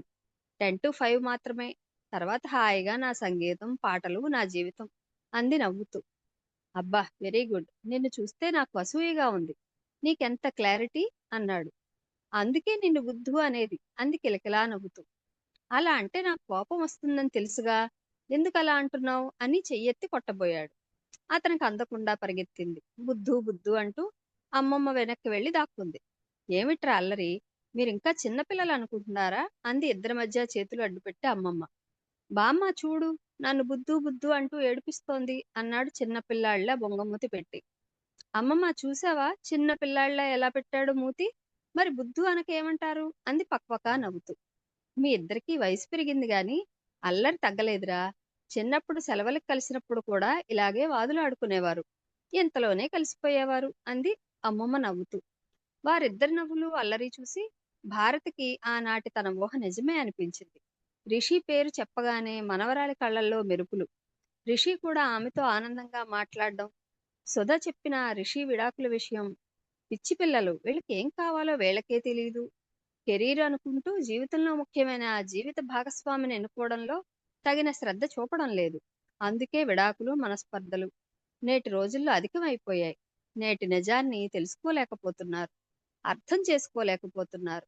ఈ విషయాన్ని కూతురికి సుధకి చెప్పి ఈ శ్రావణంలో 3 ముళ్ళు వేయించాలి వీళ్ళిద్దరికీ అనుకుంది తృప్తిగా. బంగారు తల్లి, రిషి అంటే నీకు ఇష్టమేగా, మీ అమ్మతో చెప్పాను రమ్మని, పెళ్లి విషయం సుధతో మాట్లాడడానికి అంది మనవరాలి తలనిమురుతూ. అమ్మమ్మ, నువ్వు జీనియస్, చెప్పకుండానే అన్నీ అర్థం చేసుకుంటావు. మా బుద్ధుకి అర్థం కాదు, అందుకే అమ్మమ్మ ఐ లవ్ యూ అంది అమ్మమ్మ బుగ్గ మీద ముద్దు పెడుతూ. దాచుకో రిషి కోసం అంది నవ్వుతూ. అమ్మాయి శుభవార్త, నీ కూతురు పెళ్లి కొప్పుకుంది అంది భారతి ఫోన్లో కూతురుతో మాట్లాడుతూ. అవునా అమ్మా, ఎంత శుభవార్త చెప్పావు. 2 రోజులు సెలవులు వచ్చాయి అనగానే నీ దగ్గరికి పంపాను. మాకు ఎలాగూ చెప్పటం లేదు, నీకన్నా చెప్తుందని. నా ప్రయత్నం ఫలించింది అంది ఆనందంగా. ఇంతకీ అబ్బాయి ఎవరు, ఎలా ఒప్పించావు అంది ఆత్రంగా. అన్నీ ఫోన్లోనే చెప్పేయమంటావా? నువ్వు అల్లుడు బయలుదేరి రండి. మన పక్కింటి సుధా కొడుకు రిషి. వాళ్ళిద్దరి స్నేహాన్ని చూసి అప్పుడే అనుకున్నాను, అన్నీ మన మంచికే, ఇప్పుడైనా మించిపోయిందేం లేదు, రండి. వాళ్ళతో మాట్లాడి పెళ్లి ముహూర్తం పెట్టుకుందాం అంది సంతోషంగా. అనలా, నిజంగా చెప్పు, ఇప్పటికీ నీకు నా మీద అంతే ప్రేమ ఉందా? నేను పెళ్ళైన వాడిని, విడాకులు తీసుకున్నవాడిని. నీకు మొదటిసారి పెళ్లి అంటూ ఆగాడు. పిచ్చి రిషి, నువ్వంటే నాకెప్పుడు ఇష్టమే. నువ్వే నా ప్రేమను గుర్తించలేదు. నీకు పెళ్ళయ్యి విడాకులైనా నాకు అభ్యంతరం లేదు. నువ్వు బుద్ధు అని తెలిసి నా ప్రేమ నీకు డైరెక్ట్గా ముందే వివరంగా చెప్పాల్సింది. నా ప్రేమ స్వచ్ఛమైనది, అందుకే నువ్వు నాకు దక్కావు అంది అతని చేయి తన బుగ్గకి చేర్చుకుని తన్మయంగా. నువ్వు డాక్టర్వి, తెలివైన దానివి, అందగత్తెవి, పైగా కోటీశ్వరరాలివి. నువ్వు కో అంటే కొండ మీద కోతిని తీసుకొస్తారు మీ నాన్న. మరి ఈ రిషియే కావాలని ఎందుకు అనుకున్నావు అన్నాడు. కొన్నిటికి కారణాలుండవు, ప్రేమకు అసలుండదు. నువ్వు నాకు నచ్చావు అంతే. నీకు పెళ్ళని తెలిసినప్పుడు చాలా బాధపడ్డాను. నా ప్రేమలో నిజాయితీ లేదా అని అనుమానపడ్డాను.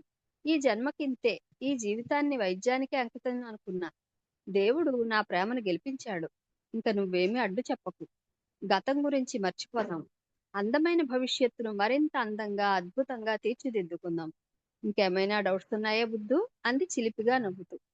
డాక్టర్ గారు ఇంత వివరంగా చెప్పాక ఇంకేం డౌట్లు వస్తాయండి? పదండి ముందుకు, రుచికరమైన విందుకు అన్నాడు నాటక ఫక్కీలు. అతను అన్న విధానానికి కిలకిలా నవ్వింది అనల. ధన్యవాదాలండి. ఇప్పుడు కల్వల గిరిజారాణి గారి పరిచయం.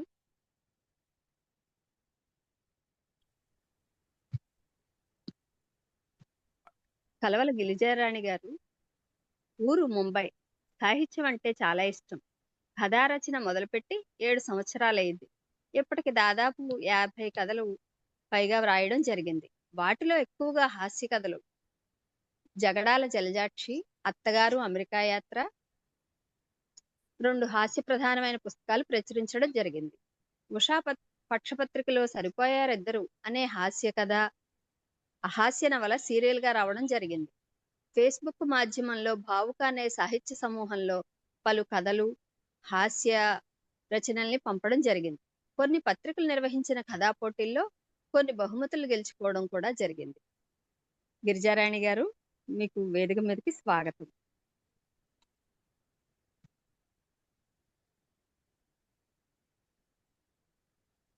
గిరిజారాణి గారు ఉన్నారా? గిరిజారాణి గారు ఇందాక కనబడ్డారండి. మరి ఏరి గిరిజారాణి గారు? డిస్టర్బెన్స్ అని మీరు ఏదో కట్ చేశారు కదా, ఆవిడదా? ఏమిటి, నేనేం కట్ చేశాను? ఎవరిదో మాటలు వినిపిస్తున్నాయి, కట్ చేశాను అన్నారు కదా. అది మరి ఎవరిదో నాకు తెలియదు, కానీ నేను మైక్రోఫోన్ ఆఫ్ చేశాను అంతే. నేనేం చేశాను, ఏం చేయలేదు. సో అది వాళ్ళు కాదు, అదే వేరే వాళ్ళు ఎవరు. మరి గిరిజ గారు ఎక్కడున్నారు? ఇప్పుడే నాతో చెప్పారే వస్తున్నారని.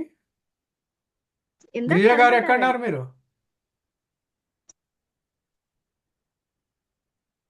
ఆవిడ రావడం లేదండి. ఇప్పుడు మనం ఏం చేద్దామంటే, వారి తర్వాత వచ్చిన వారు ఉషాబాల గారు, మీ కథ చదవండి. ఉషాబాల గారు చెప్పండి సార్.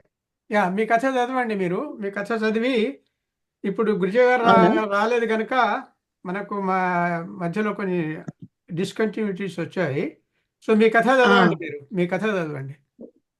ఓకేనండి, ఓకే, ఒక్క నిమిషం. నా కథ పేరు నేను మానుని కాదు. వినిపిస్తోంది కదండి? వినిపిస్తోందండి, వినిపిస్తోంది. Okay sir. కారడవిలో కుంభవృష్టి కురుస్తోంది. వర్షంలో చెట్లన్నీ స్వేచ్ఛగా తడుస్తున్నాయి. నువ్వు మానినివా మానువా అని అడుగుతున్నట్లుగా అనిపించింది. ఏదో అలికిడి కావడంతో గబుక్కున తెలివచ్చింది. పక్కనే ఉన్న మంచినీళ్ళ గ్లాసు ఎత్తి గటగటా తాగాను. ఒళ్ళంతా చెమటలతో తడిసి ముద్దయింది. నా గుండె చప్పుడు నాకే భయంకరంగా వినపడుతోంది. నాకెందుకు ఇలాంటి కల వచ్చింది? కలలు కలతలు లేని రాణి నిద్ర నాది. ఎందుకో ఆడదానిగా పుట్టడం కంటే అడవిలో మానుగా పుట్టడం నయమని, వర్షంలో తడుస్తూ స్వేచ్ఛగా అయినా ఏడ్చే అవకాశం ఉంటుందని అత్తగారన్న మాటలు ఎక్కడో నా మస్తిష్కంలో నాటుకోవడం వల్లే ఈ కల వచ్చిందా? ఏమో, కానీ నేను మానునా? ఏమో, అర్థం కావటం లేదు. నేను కష్టం తెలియకుండా ముద్దుగా ఒక్కగానొక్క కూతుర్ని కావడంతో స్వార్థానికి ప్రతీకగా పెరిగాను. మరి ఇప్పుడు నాలోనూ ఎంతో కొంత అంతర్మథనం మొదలైందా? ఏమో మరి, నిద్ర పట్టడం లేదు. మస్తిష్కం అనే యవనికపై జరిగిన సంఘటనలన్నీ తోలుబొమ్మల్లా కదలాడసాగాయి. చదువు అవగానే వచ్చిన పెద్ద ఉద్యోగం, ఎవరిని లెక్క చేయని తెంపరితనం, అందగత్తెనన్న అతిశయం, పుట్టింటి నుంచి వచ్చిన ఆస్తి, నేనేం చెబితే దానికి తల ఆడించే భర్త, పబ్బం గడుపుకోవడం కోసం మేమేమంటే దానికి సరేననే మామగారు, పొద్దున లేచినప్పటి నుంచి రాత్రి నిద్రపోయే వరకు ఎత్తిన నడుము దించకుండా ఇంటడి చాకరీ చేసే అత్తగారు. ఇది నా కుటుంబ నేపథ్యం. ఇంకా నాకు పిల్లలు లేకపోవడంతో, బాధ్యతల బరువుని గురించి నాకు అంతగా తెలియకపోవడంతో ఆవిడని ఎప్పుడూ నేను పనిచేసే యంత్రంగానే తప్ప మనసున్న మనిషిగా చూడలేదు. ఉదయం లేచింది తడవు, టిఫిన్ తిని తయారై ఆఫీస్కి వెళ్ళటం, రాత్రి 9ంటికి ఇంటికి వచ్చి భోజనం చేసి నిద్రపోవడం. అందుకేనేమో మా మధ్య మాటలు కూడా చాలా తక్కువే. ఎందుకో చదువు సంధ్య లేని ఆవిడంటే నాకు ఒకంత చిన్న చూపు. ఆవిడ్ని అత్తయ్య అని పిలిచిన సందర్భాలు కూడా ఈ 5 ఏళ్లలో చాలా తక్కువే. కానీ ఈ మధ్య జరిగిన సంఘటన నాలో మొదటిసారిగా ఒక చిన్న కదలిక తెచ్చింది. అదే పిడికడంత గుండెలో పిడిబాకులు దింపుతున్న బాధ. నేను ఒక ఆడదాన్ని అయినా నాలో స్త్రీకి ఉండాల్సిన సున్నితత్వం ఎందుకు లోపించింది? ఎక్కడో మనసు అట్టడుగు పొరల్లో దాక్కున్న ఆ సున్నితత్వాన్ని అహంకారం అనే దావానలం కాల్చేసిందా? ఏమో, అన్నీ అర్థం కాని ప్రశ్నలే. నేను పుట్టిన తర్వాత ఇంతగా ఆలోచించిన సందర్భం ఇదే కావచ్చు. ఇలాగే నా తల్లికి జరిగితే, అమ్మో, ఆ ఆలోచనకే నాకు వణుకు పుట్టింది. మొన్న ఇంట్లో జరిగిన రాద్ధాంతం నా కళ్ళ ముందు మెదిలింది. ఆ రోజు ఆఫీస్కి టైం అయిపోవడంతో గబగబా తయారవుతూ ఏదో పని ఉండి బెడ్రూమ్లోకి వెళ్ళాను. నా గదిలోంచి బయటికి వస్తూ ఆవిడ కనిపించింది. ఏం కావాలి? కళ్ళతోనే అడిగాను. ఏమీ లేనట్టుగా అక్కడి నుంచి గబగబా వంటింట్లోకి వెళ్ళిపోయింది. నాకెందుకో అనుమానం వచ్చింది. నా గదిలో ఏం పని ఈవిడికి అనుకుంటూ లోపలికి వెళ్ళాను. బీరువాకి తాళం వేళ్లాడుతూ కనిపించింది. హడావిడిగా లాకర్ తాళం తీసి డబ్బులు లెక్క చూశాను. సరిపోయాయి. ఎక్కువ డబ్బులు కూడా ఇంట్లో ఉంచను. మరి ఇంకా ఏం పని ఇక్కడ అనుకుంటూ నగలు కూడా సరిచూసుకున్నాను. సరిపోయాయి. ఎందుకు వచ్చింది ఇక్కడికి? అయినా ఆవిడకి నా గదిలోకి రావడానికి ఎంత ధైర్యం? గబగబా బయటికి వచ్చి వంటింట్లో ఆవిడ దగ్గరికి వెళ్ళి, మీకు నా బీరువాతో ఏం పని? తీక్షణంగా అడిగాను. ఆవిడ కళ్ళల్లో కలవరం స్పష్టంగా కనిపించింది. నాకు పిచ్చి కోపం వచ్చింది. మీకు నా గదిలో పనేంటని అడిగాను. గట్టిగా అరిచాను. అబ్బే, పని లేదమ్మా, పని మనిషి రాకపోతే ఏదో అంటూ నానుస్తూ మాటల కోసం వెతుక్కోసాగింది. పట్టుబడిన దొంగల. అది అబద్ధం అని నాకు తెలుసు. 7 రాగానే సరే ఇంట్లోనే దొంగతనం చేస్తారా? డబ్బు కావాలంటే నేనే పడేసేదాన్ని. బీరువాల నుంచి ఏం తీశారు? అరిచాను గట్టిగా. దైవ సాక్షిగా చెప్తున్నానమ్మా, నమ్ము, నేనేం తీయలేదు, గుడ్ల నీరు కక్కుకుంటూ అంది ఆవిడ. ఎందుకో నేను నమ్మలేదు. ఈ గోలకి అక్కడే ఉన్న నా భర్త మామగారు వచ్చి చేరారు. నా భర్త, సిగ్గులేదమ్మా కోడల దగ్గర దొంగతనం చేయడానికి, కటువుగా అన్నాడు. పక్కనే ఉన్న మామగారు ఆవిడని జుట్టు పట్టుకుని వీపు మీద పిడిగుద్దులు గుద్దుతూ, ఏమే నీకు తిండి పెట్టడమే దండగా అనుకుంటే దొంగతనం కూడా చేస్తావా అంటూ దబదబా వాయించాడు. నేను గభాల్న ఆయన వారించాను. ఆయనకు ఇంకా రాత్రి తాగిన మందు మత్తు దిగలేదిలా ఉంది. కళ్ళు చింతనిప్పుల్లా మెరుస్తున్నాయి. ఆవిడ్ని చంపేస్తాడేమో అని భయం వేసింది. ఆయన్ని పక్కకి లాగి విసురుగా ఆఫీస్కి బయలుదేరాను. ఇంత జరుగుతున్నా నాకేం పట్టనట్టుగా చూస్తూ కూర్చున్నాడు నా వెనక ఎప్పుడు కుక్క పిల్లలా తిరిగే నా భర్త. ఇది జరిగిన 2 రోజుల వరకు ఇంట్లో ఎవరితోనూ ఎవరూ మాట్లాడుకోలేదు. ఈ లోపు నా భర్త క్యాంపుకు వెళ్ళాడు. రాత్రి 8 దాటాక బయట భోంచేసి ఇంటికి వచ్చి గదిలోకి వెళ్ళి నిద్రపోయేదాన్ని. ఓ రోజు అర్ధరాత్రి ఎవరో నా కాళ్ళ దగ్గర కూర్చున్నట్టు కనిపించింది. గబుక్కుని లేచి కూర్చున్నాను. ఎవరు ఎవరు అంటూ లైట్ వేయబోయాను. వద్దమ్మా అంటూ మంచం పక్కనే కూర్చుంది ఆవిడ. కిందనే కూర్చుంది ఆవిడ. గబుక్కుని లేచి కూర్చున్నాను. ఇంత రాత్రి నాతో ఏం పని? ఏం నేను నిద్రపోతున్నాను కదా అని ఏదో ఒకటి తీసుకుని పోవడానికి వచ్చారా అన్నాను కోపంగా. నేను దొంగను కాదమ్మా, కానీ నేనున్న పరిస్థితుల్లో అలా చేయాల్సి వచ్చింది. ఇంకా ఏదో చెప్పబోయేంతలో నేను అన్నాను, కానీ చిత్రంగా మీరు ఏం తీశారో నాకు ఇంకా అందుబట్టలేదు అన్నాను ఈసడింపుగా. నేను చెప్పేది ఒక్క క్షణం విను తల్లి అంటూ బతిమాలింది ఆవిడ. ఏమిటో చెప్పండి అన్నాను ముఖం గంటు పెట్టుకుని. ఒక 10 రోజుల క్రితం నుంచి కడుపులో విపరీతమైన నొప్పి భరించలేకపోతున్నాను. దానికి సాయం విపరీతమైన మైల అయిపోతోంది. పాత చీరలన్నీ దానికే అయిపోతున్నాయి. మీ మామగారికి చెప్తే పట్టించుకోలేదు. ఇంకా నీకు మందుల ఖర్చు కూడానా అంటూ తిట్టారు. చెట్టంత కొడుకుతో నా సమస్య చెప్పుకోలేకపోయాను. వాడు మాత్రం నా గురించి ఏనాడు పట్టించుకున్నాడు గనక వాడు వాళ్ళ నాన్న పోలిక. మరి నువ్వు ఎప్పుడు నాకు మాట్లాడే చనువు కూడా ఇవ్వలేదు. అందుకే ఆలోచించి నీకు ఉన్న 2 బీరువాల చీరల నుంచి ఒక చీర తీసుకున్నాను ధైర్యం చేసి. కట్టిన చీర కట్టడానికి నీకు చాలా రోజులు పడుతుంది. అది నేను గమనించిన విషయం. నా దగ్గర ఏనాడు పైసా సొమ్ము ఉండదు. నాకు నా మొగుడు గాని కొడుకు గాని ఏ అవసరానికి సొమ్ము ఇవ్వరు. ఇక ఏమీ చేయలేని పరిస్థితుల్లో ఈ పని చేశాను. ఆ చీర సంగతి నీకు గుర్తొచ్చేసరికి చాలా రోజులు పడుతుందని ధైర్యం చేశాను. ఆశ్చర్యంగా వింటున్నాను ఆవిడ చెప్పేది. మీరు తీసుకున్న ఆ పట్టు చీరతో మీ సమస్య ఎలా తీరుతుంది అనుమానంగా అడిగాను. 2 రోజుల క్రితం పక్క వీధిలో ఉన్న లేడీ డాక్టర్ దగ్గరికి వెళ్ళానమ్మా. ఆవిడ నన్ను పరీక్ష చేసి కొన్ని ముఖ్యమైన పరీక్షలు చేయాలని, అవసరమైతే ఆపరేషన్ చేసి గర్భసంచి తీసేయాలని చెప్పారు. అశ్రద్ధ చేస్తే క్యాన్సర్ గా మారే అవకాశం ఉందన్నారు. మిగతా పరీక్షల కోసం నా దగ్గర డబ్బులు లేవు. మీరు ఉండగా ఎవరినీ చేయి చాపలేని పరిస్థితి.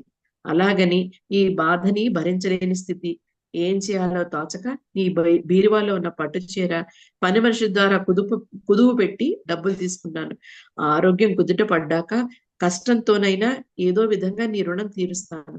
ప్రస్తుతానికి నా మొగుడు కట్టిన మంగళసూత్రం తప్ప నా దగ్గర ఏమీ లేదు అంటూ బయటకు తీసింది. అది కూడా గొలుసు కాదు, పసుపు తాడు. నేనెప్పుడు గమనించలేదు. అప్రయత్నంగా నా మెడ తడుముకున్నాను. 5 సవర్ల బంగారపు తాడుకు వజ్రాలు పొదిగిన శతమానాలు. గబుక్కున కాళ్ళు ముడుచుకుని పక్కకి జరిగి కూర్చున్నాను. పైన కూర్చోమన్నట్టుగా ఆవిడ్ని. అంతకు ముందే బాత్రూమ్ అంతా పాడు చేసిందని ఆవిడ నా అన్న మాటలు గుర్తొచ్చాయి. ఆవిడ ఆరోగ్య పరిస్థితి తెలుసుకోకుండా ఆడదాన్ని అయ్యుండి కూడా అలా ప్రవర్తించానా అనుకున్నాను. మీ దగ్గర కొద్దిపాటి బంగారం డబ్బు ఏమీ లేవా? మీకు ఆయన ఏమి ఇవ్వడా అడిగాను. అవును, మరి నేనెప్పుడు ఆవిడ బాగోగుల గురించి మంచి చెడ్డల గురించి విచారించలేదు. ఎందుకంటే నా భర్తకి ఆవిడ సవితల్లి. నా భర్త ఆవిడ మీద ఎటువంటి గౌరవం చూపించడు. నేను అలాగే ప్రవర్తిస్తాను. అంత సొంపే ఉంటే నా బతుకు ఇలా తగలేడేదా? నాకు ఇచ్చే ఆ డబ్బుతో సీసా కొనుక్కుని తాగి పడుకోవచ్చు అని అతని యావ. కొడుకు ఎప్పుడూ నన్ను సవితల్లిగానే చూశాడు తప్ప నేను ఎంత ప్రయత్నించినా అతనికి తల్లి కాలేకపోయాను. నాకు నొప్పి ఉందో బాధ ఉందో తెలుసుకునే వాళ్ళు అడిగేవాళ్ళు ఎవరూ లేరు. సమయానికి అన్ని అమర్చిపెట్టే యంత్రాన్ని నేను. ఇది నా తలరాతని ఎప్పటికప్పుడు అనుకుంటూ ఉంటాను. కానీ ఇప్పుడు నడుస్తుంటే నా అనారోగ్యం నెత్తురు ముద్దలుగా వరదలై నేల మీద ప్రవహిస్తుంది. ఇక తప్పక మార్గం లేక నీకు చెప్పుకుంటున్నాను. నేను అందరిలా పుట్టింట ముద్దుగా పెరిగిన ఆడబిడ్డని. మా నాన్న 7 వారాల నగలతో పాటు 7 ఎకరాల మాగాణి ఇచ్చి పెద్ద కుటుంబం అంటూ ఈ పెళ్లి చేశాడు. 4 మరుదులు, 2 ఆడపడుచులు, అత్తగారు, మామగారు. ఇది మా కుటుంబం. పైగా నా భర్త 2వ పెళ్లివాడు. మొదటి భార్య పురుట్లోనే పోయిందిట. నేను కాపురానికి వచ్చే రోజు నా నగలన్నీ దొంగల భయం అని బీరువాలో దాచిపెడతానని మా అత్తగారు తీసుకుంది. వాటిని నేను మళ్ళీ ఎప్పుడు చూడలేదు. ఓసారి అడగబోతే మేమేమైనా దొంగలమా, భద్రంగా ఉన్నాయిలే అంటూ తప్పించుకుంది. మా మామగారికి ప్యాకెట్ పిచ్చి. ఎప్పుడు ఇంట్లో మూలగదిలో చతుర్ముఖ పారాయణం నడుస్తూ ఉండేది. ఇక నా భర్త ఓ తాగుబోతూ తిరుగుబోతూ. ఆయన వ్యసనాలకి నేను పుట్టింటి నుంచి తెచ్చిన సొమ్మంతా కైంకర్యమైపోయింది. అప్పటికి గాని నాకు పరిస్థితి అర్థం కాలేదు. ఉన్నది ఊడ్చుకు తినడం తప్ప పనిచేసి సంపాదించే నాథుడు ఈ ఇంట్లో లేడు అని. మరుదులు చిన్నవాళ్ళు. తర్వాత చదువులంటూ ఉద్యోగాలంటూ పట్టణాలకు వెళ్ళిపోయారు. ఈలోగా ఆడపడుచులు పెళ్లిళ్ళు పురుళ్ళు. నా జీవితం అంతా వంటింట్లోనే గడిచిపోయింది. మనసులో మాట చెప్పుకునే మనిషి లేడు. అంత సొమ్ముతో ఇంట్లో అడుగుపెట్టినా చేతిలో చిల్లి గవ్వ ఉండి ఎరగను. అదేమని అడిగితే ఇంట్లో ఉండేదాన్ని నీకెందుకు పైకం అంటూ అత్తగారు కన్నెర్ర చేసేది. వీళ్ళందరికీ చాకరీ చేస్తూ నా శరీరం అలసిపోయింది. అత్త మామ మరుదులు అన్ని నా చేత చేయించుకుని, అత్త మామ మంచం మీద ఉండి అన్ని నా చేత చేయించుకుని స్వర్గస్థులయ్యారు. ఇక మిగిలినది ఈ తాగుబోతు మొగుడు. నన్ను అవసరాలకు తీర్చే మనిషిగానే తప్ప మనసున్న భార్యగా ఎప్పుడు చూడలేదు. పైగా కొడుకుని నేను ఎక్కడ మాలిమి చేసుకుంటాను అని నా దగ్గరికి రానియకుండా చేశాడు. పోని వాడి పెళ్ళైన తర్వాత అయినా ఒక మనిషి తోడు దొరుకుతుందేమో అని సంబరపడ్డాను. కానీ నాకు వాళ్ళిద్దరూ ఆ అవకాశాన్ని కూడా లేకుండా చేశారు. నువ్వు తెలివైన దానివి, ఆర్థిక స్వాతంత్రాన్ని అందిపుచ్చుకున్న దానివి, ఇన్నాళ్ళకి ఏదో మొండి ధైర్యంతో నీకు ఇదంతా చెప్తున్నాను. నీ నిద్ర చెడగొట్టినట్టున్నాను, మరోలా అనుకోకమ్మా అంటూ గది తలుపు చేరవేసి బయటికి వెళ్ళిపోయింది. అత్తయ్య అన్న నా కేక గొంతులోనే అడిగిపోయింది. ఒళ్ళంతా తెలియని భారంగా అయిపోయింది. ఇలాంటి కథలు సినిమాల్లో చూడటం తప్పించి జీవితాల్లో చూడలేదు, వినలేదు. ఆవిడ పట్ల నేను ఎంత అమానుషంగా ప్రవర్తించాను. బాధతో కన్నీళ్లు ధారలుగా కారాయి. అందుకేనా స్త్రీకి స్త్రీయే శత్రువు అంటారు. ఆలోచనల సుడిగుండాలతో ఎప్పుడు తెల్లారిందో అర్థం కాలేదు. ఆవిడ ముఖంలోకి చూడలేకపోయాను. ఆడదానికి ఆ వయసులో వైద్యం కోసం ఎంతో కొంత ఖర్చు పెట్టడానికి డబ్బు అవసరం అనే విషయం తెలుసుకోలేనందుకు బాధపడ్డాను. ఈ రోజు సెలవు పెట్టండి, కాఫీ కప్పు అందుకుంటూ ఆవిడతో చెప్పాను మార్దవ నిండిన గొంతుతో. ఈ రోజు సెలవు పెట్టానండి, కాఫీ కప్పు అందుకుంటూ ఆవిడతో చెప్పాను మార్దవ నిండిన గొంతుతో. నా మాట నాకే కొత్తగా అనిపించింది. స్నానం చేసి రెడీ అవ్వండి, డాక్టర్ దగ్గరికి వెళ్దాం అన్నాను ఆవిడను ఉద్దేశించి. ఉలిక్కిపడి చూస్తున్న మావగారి చూపుల్ని పట్టించుకోకుండా. ఎందుకంటే నేను ఆడదాన్ని, అడవిలో మాన్ని కాదు. ఈ పరిస్థితి ఏ స్త్రీకి ఎదుర్కోకూడదు, రాకూడదనే నా ఆకాంక్ష, ఆశయం. కథ సమాప్తం అండి. ధన్యవాదాలండి. నమస్తే సార్. యా, మీ తర్వాత వచ్చేది బాల త్రిపుర సుందరి గారు. ఆవిడ నాకు ఆవిడ పరిచయం రాలేదు సార్. వచ్చిందండి, నేను నేను చూసుకోలేదు. పంపాను అందరికి పంపాను కదా, మీరు చూడలేదు అనుకుంటాను. లేదు, రాలేదు. నేను ఇందాక సాయంత్రం చూశాను. సాయంత్రం వరకు నేను చూడలేదు, కానీ సాయంత్రం చూశాను. పేరు చూశాను తప్ప పరిచయం రాలేదు. పరిచయం ఆవిడ ఉంటే ఆవిడ పరిచయం రాలేదు. నేను పంపాను. నేను ఇప్పుడే చూస్తాను మీ చూడండి, నా చాట్ చూడండి. వాట్సాప్ లో చూస్తే కనిపిస్తుంది. వాట్సాప్ లోనే నాకు రాలేదు. సరే, అయితే ఇప్పుడు ఆవిడ పరిచయం మీ తర్వాత వచ్చేవారు, వారి పరిచయం నేను చేస్తాను. అయితే వారు ఉన్నారా అసలు లేరా? బాల త్రిపుర సుందరి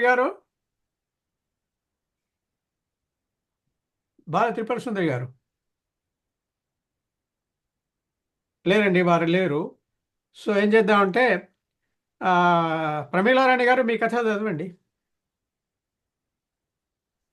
ప్రమీలారాణి గారు మీ కథ చదవండి. ప్రమీలారాణి గారు,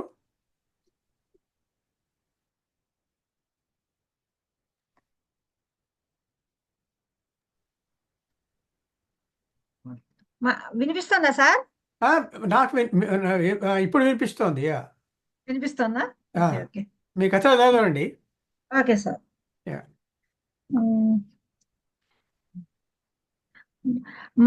నేను మానను కాను అన్న కథ చాలా బాగుంది సార్. చాలా ఆడవాళ్ళ యొక్క వాళ్ళ సమస్యల్ని చాలా వివరంగా చెప్పారు. ఆర్థిక పరిస్థితి సరిగ్గా లేని వాళ్ళు. చాలా బాగుంది కథ. అయితే ముందట అపార్థాలు, తర్వాత అర్థాలు అన్ని బాగుంది. అదే నేను కూడా అదే అనుకున్నాను, చాలా మంచి కథ అనే నేను అనుకున్నాను, చెప్పాను కూడా. మొదట చదివిన కథ కూడా అన్ని కథలు బాగున్నాయి, కానీ ఇవాళ ఎక్కువగా స్త్రీ పాత్ర ప్రధానమైన కథాంశాలు ఎక్కువ వచ్చాయి. అవును.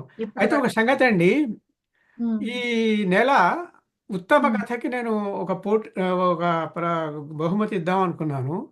ఆ ఉత్తమ కథ మీరే నిర్ణయించాలి. ఎవరైతే ఇక్కడ ఉన్నారో, కథలు చదివారు కదా, విన్నారు కదా. అయితే ఇప్పుడు దీనికి ఎవరైతే రాలేదో వాళ్ళు అర్హులు గారు, ఎవరైతే వచ్చారో వాళ్ళు మాత్రమే అర్హులు. అంచేత ఇప్పుడు మీకు ఏమైనా వేరే సమాచారం కావాలి ఈ కథల విషయం అంటే నన్ను అడగండి. నాకు ఈ ఇన్ఫర్మేషన్ ఈ 2 రోజుల్లో పంపగలుగుతారా మీరంతా? చదివి వాళ్ళ కథలన్నీ చదివి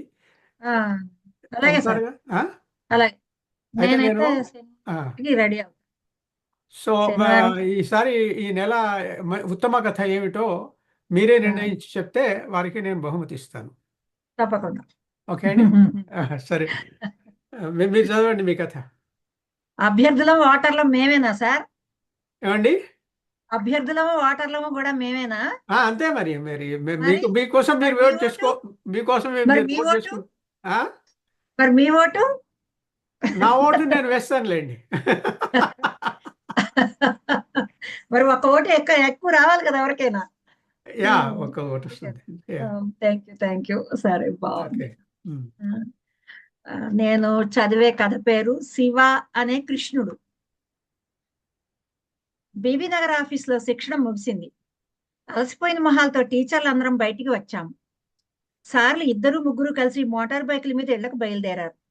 లేడీ టీచర్లు అందరం కలిసి బస్ స్టాప్కి నడుస్తున్నాం. కొందరు టీచర్లు చాలా వేగంగా నడుస్తున్నారు. నాకు ఆ హడావిడి నచ్చదు. నేను యశోద టీచర్ నెమ్మదిగా నడుస్తూ పుస్తకాల గురించి మాట్లాడుకుంటున్నాం. ఏం టీచర్, మీరు స్కూటీ తెచ్చుకోలేదు? అడిగారు కుమారి టీచర్ నాతో. రోజు ఆ బండి నడిపి విసుగు పుట్టింది. అవకాశం ఉన్నప్పుడైనా ఇలా మీ అందరితో కలిసి నడవాలనిపిస్తుంది. పదండి పదండి, మనం ముచ్చట్లు పెడితే బస్సు మిస్ అవుతాం, ఎవరో అన్నారు. దానితో అందరం గబగబా నడుస్తున్నారు. ఎందుకు అంత స్పీడ్ వీళ్ళకి అన్నాను నేను యశోద టీచర్తో. గుట్టలో ఏవో పూజలు జరుగుతున్నాయి. బస్సులు ఇప్పుడు మళ్ళీ సిటీకి వెళ్లే వాళ్ళతో రష్గా ఉంటాయి. అందుకే మన వాళ్ళకి కంగారు. మేమిద్దరం నడుచుకుంటూ వెళ్లేసరికి ఒకరిద్దరికి బస్సు దొరికింది కూడా. యశోద టీచర్ వెళ్లేది భువనగిరి కాబట్టి ఇప్పుడు అటు వెళ్లే బస్సులు రష్ ఉండవు. మేమిద్దరం చదివిన నవల గురించి మాట్లాడుతూనే ఉన్నాం. మిగతా టీచర్లు కూడా బస్సుల్లో వెళ్ళిపోయారు. ఇంతలో టీచర్ కూడా బస్సు దొరికింది. యశోద టీచర్ వెళ్ళిపోయారు. నేను వెళ్లేది ఘట్కేసర్ కాబట్టి షేరింగ్ ఆటో అయినా ఎక్కుతాను. ఇంతలో ఆటో వచ్చింది. నేను ఎక్కాను.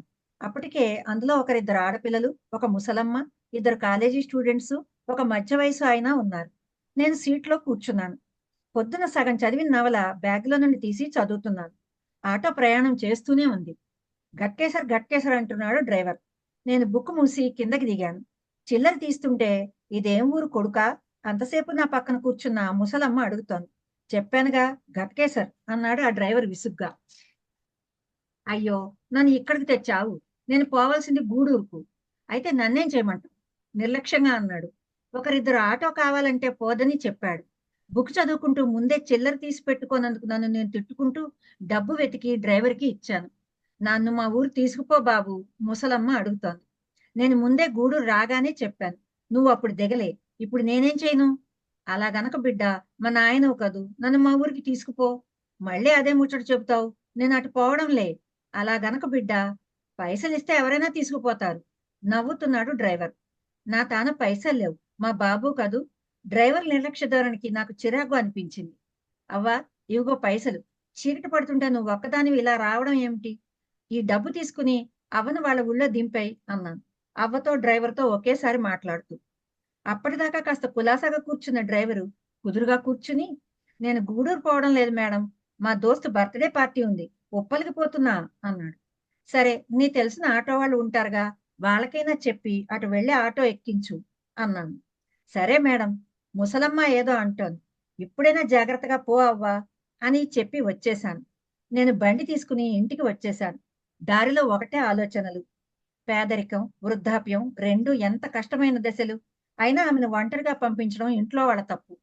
చదువు లేకపోవడంతో పాపం వాళ్ళు ఊళ్ళ పేర్లు బోర్డుల మీద చదువుకోలేరు. ఈ సంఘటన రేపు క్లాస్లో పిల్లలకు చెప్పాలి. చదువు లేకపోతే ఎంత మోసం జరుగుతుందో. నెల రోజులు గడిచిపోయాయి. స్కూలు ఇల్లు ఇలా గడిచిపోతోంది. ఆ రాత్రి భోజనాలకు సిద్ధం చేస్తున్నా. ఇంతలో ఫోన్ మోగింది. నేను తీసుకున్నా. అటు నుంచి మా హెడ్ మాస్టర్. రేపు మళ్ళీ మనకు బీబీనగర్లో ట్రైనింగ్ ఉందని. రేపు నేను మా లక్ష్మీ టీచర్ పెడితే మర్నాడు మా హెచ్ఎం మరో టీచర్ సుధా పెడతారు. స్కూల్ డిస్టర్బ్ కాకుండా ఈ ఏర్పాటు. రేపు స్కూటీ సర్వీసింగ్ ఇద్దామనుకున్నా. నువ్వు ఎలా పెడతావు అన్నారు ఆయన. మీరు ఆఫీస్కి వెళ్ళేటప్పుడు నన్ను ఘట్కేసర్లో దింపండి, నేను బస్సులో వెళ్ళి వస్తాను అన్నాను.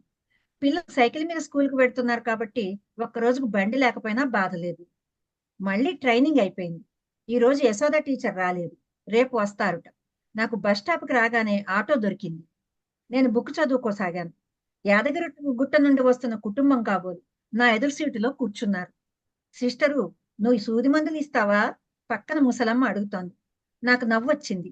నేను చిన్న పువ్వులు ఉన్న తెల్ల చీర కట్టుకోవడం ఆమె అలా అడగడానికి కారణం కావచ్చు.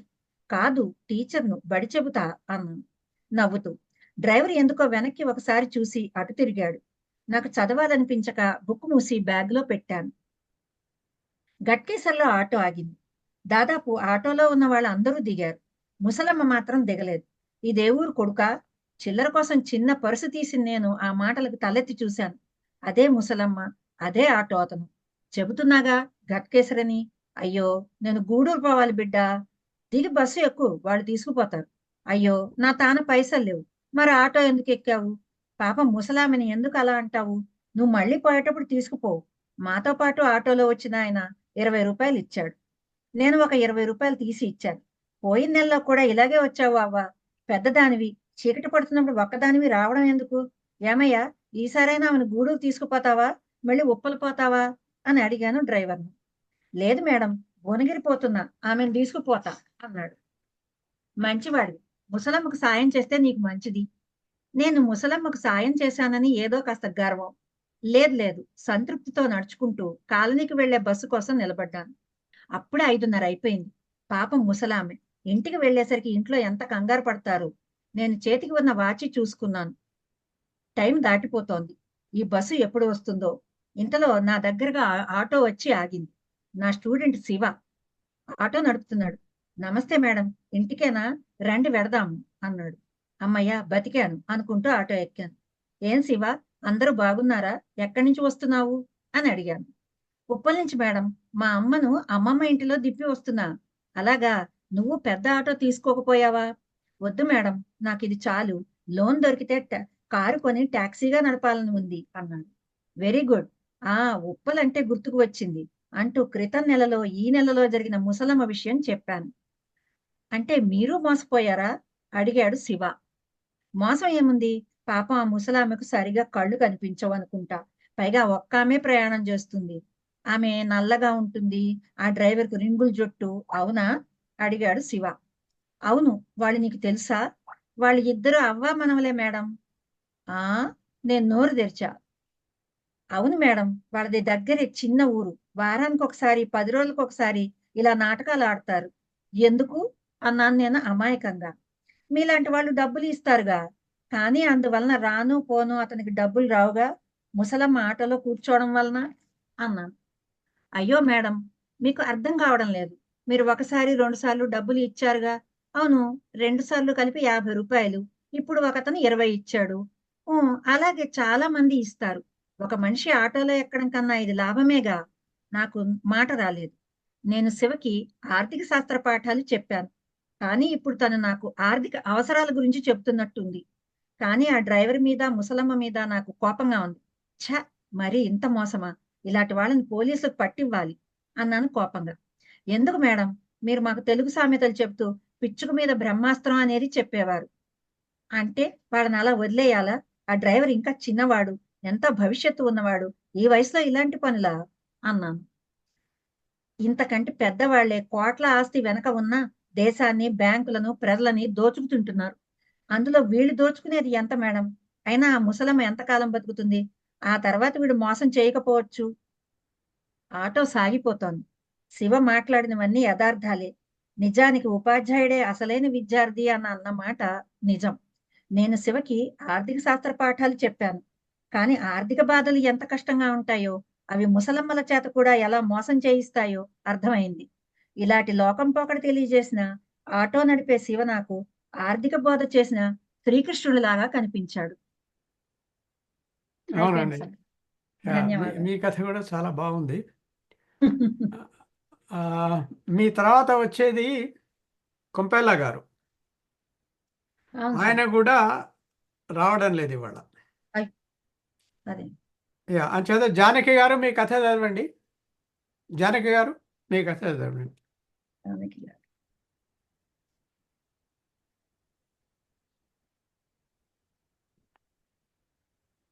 జానకి గారు, మీరు అన్మ్యూట్ చేసుకోవాలి.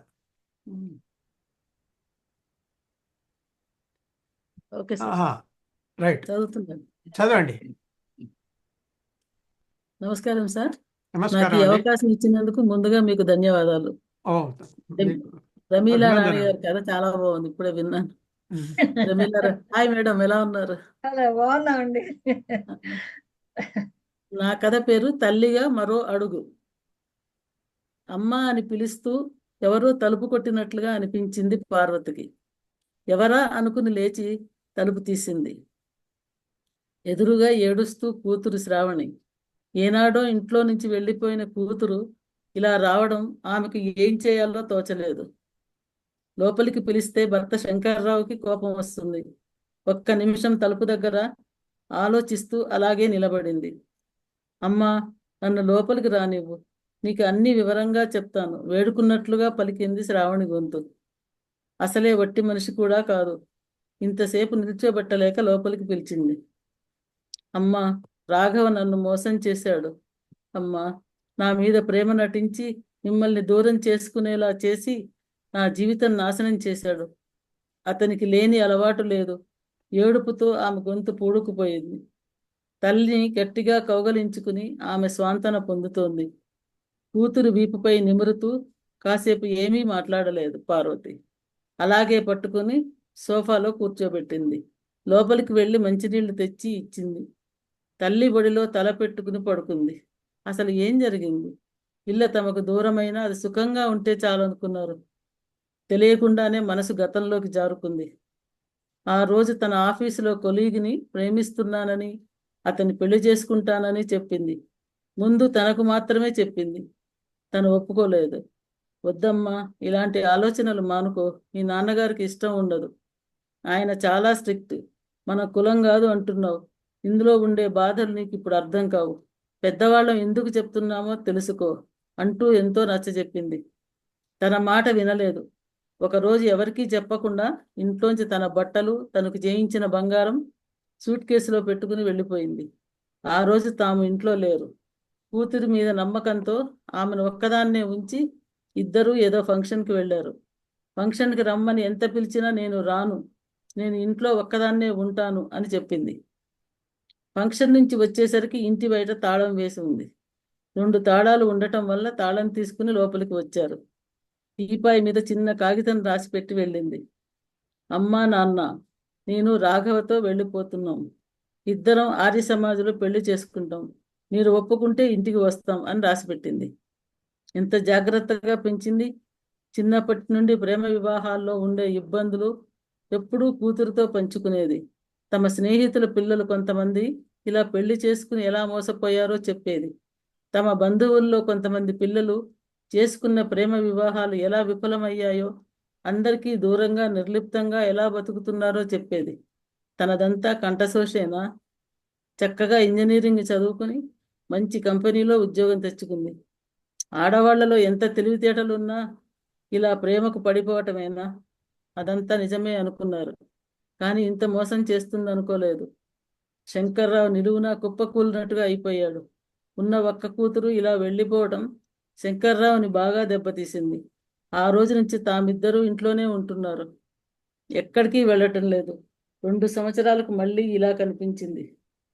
ఎవరొచ్చారు పార్వతి అంటూ రూమ్లో నుండి హాల్లోకి వచ్చాడు శంకర్రావు. భార్య బడిలో తల పెట్టుకుని పడుకున్న కూతురిని ఏమైంది అన్నట్లుగా సైగ చేశాడు. అది బాధతో వచ్చింది. విన్న తర్వాత మాట్లాడుకుందాం. నాకు ఏమీ చెప్పలేదు, అర్థిస్తున్నట్లుగా చెప్పింది. తండ్రి గొంతు విని గాబరాగా లేచింది శ్రావణి. నాన్న, నేను మీకు తీరని ద్రోహం చేశాను, నన్ను క్షమించండి అంటూ కాళ్ళ మీద పడింది. కూతురిని లేపి తన గుండెకు హత్తుకున్నాడు.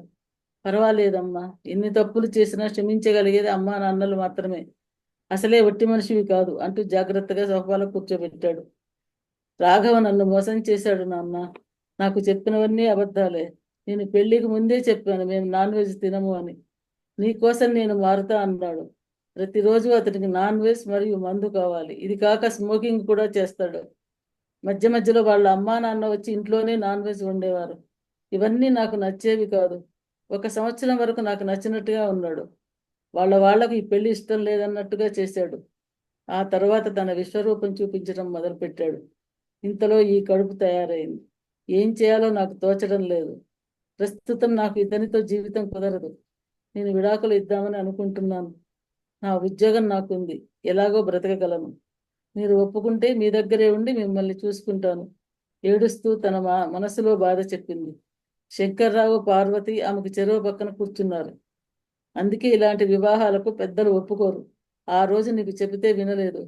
ఎంతో మందిని చూసిన అనుభవం మాది, అది మీరు గ్రహించరు. మా రోజుల్లో ఇంత అవేర్నెస్ లేదు. కానీ మీరేం చేస్తున్నారు? సోషల్ మీడియాలో ప్రతిదీ రాస్తున్నారు. ఎన్నో సంఘటనలు, ఎన్నో మోసాలు, అయినా మీకు ప్రేమ గుడ్డిదే. నిష్ఠూరంగా పలికింది పార్వతి గొంతు. అమ్మా, నువ్వు చెప్పింది నిజమే, కానీ అరేంజ్డ్ మ్యారేజ్లో కూడా ఇలా జరుగుతున్నాయి. ఏ వివాహమైనా ఆడవాళ్లే బలి అవుతున్నారు, ఆవేదనగా చెప్పింది. కూతురు ఎంత విసిగిపోయిందో తెలుస్తోంది. కానీ తాము కూడా బాధపడితే సమస్యకు పరిష్కారం దొరకదు అనుకుంది పార్వతి. నిజమే తల్లి, నీ ఆవేదనలో అర్థం ఉంది, కానీ అది తెలుసుకోవడంలో ఆలస్యమైంది. నీతో పాటు ఇంకో ప్రాణి కూడా వస్తోంది. ఇప్పుడు నీ గురించి కాదు, పుట్టబోయే బిడ్డ గురించి ఆలోచించాలి. ఒక భార్యగా నీకు విడాకులు తీసుకునే హక్కు ఉంది, ఒక తల్లిగా లేదమ్మా. నీ డెలివరీ అయ్యే వరకు ఇక్కడే ఉండు, తర్వాత నీ ఇంటికి వెళ్ళు. తల్లిగా ధైర్యాన్ని కూడగట్టుకుని పుట్టబోయే బిడ్డకు మార్గం చూపించాలి. కూతురి తలపై నిమురుతూ గీతోపదేశం చేసింది.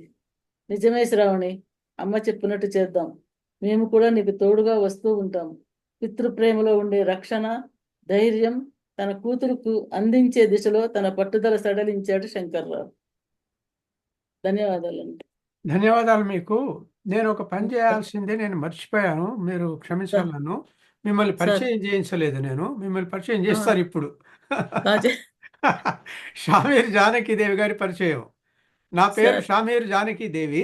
స్టేట్ బ్యాంక్ ఆఫ్ హైదరాబాద్లో 38 సంవత్సరాలు సర్వీస్ పూర్తి చేసి చీఫ్ మేనేజర్గా రిటైర్ అయ్యాను.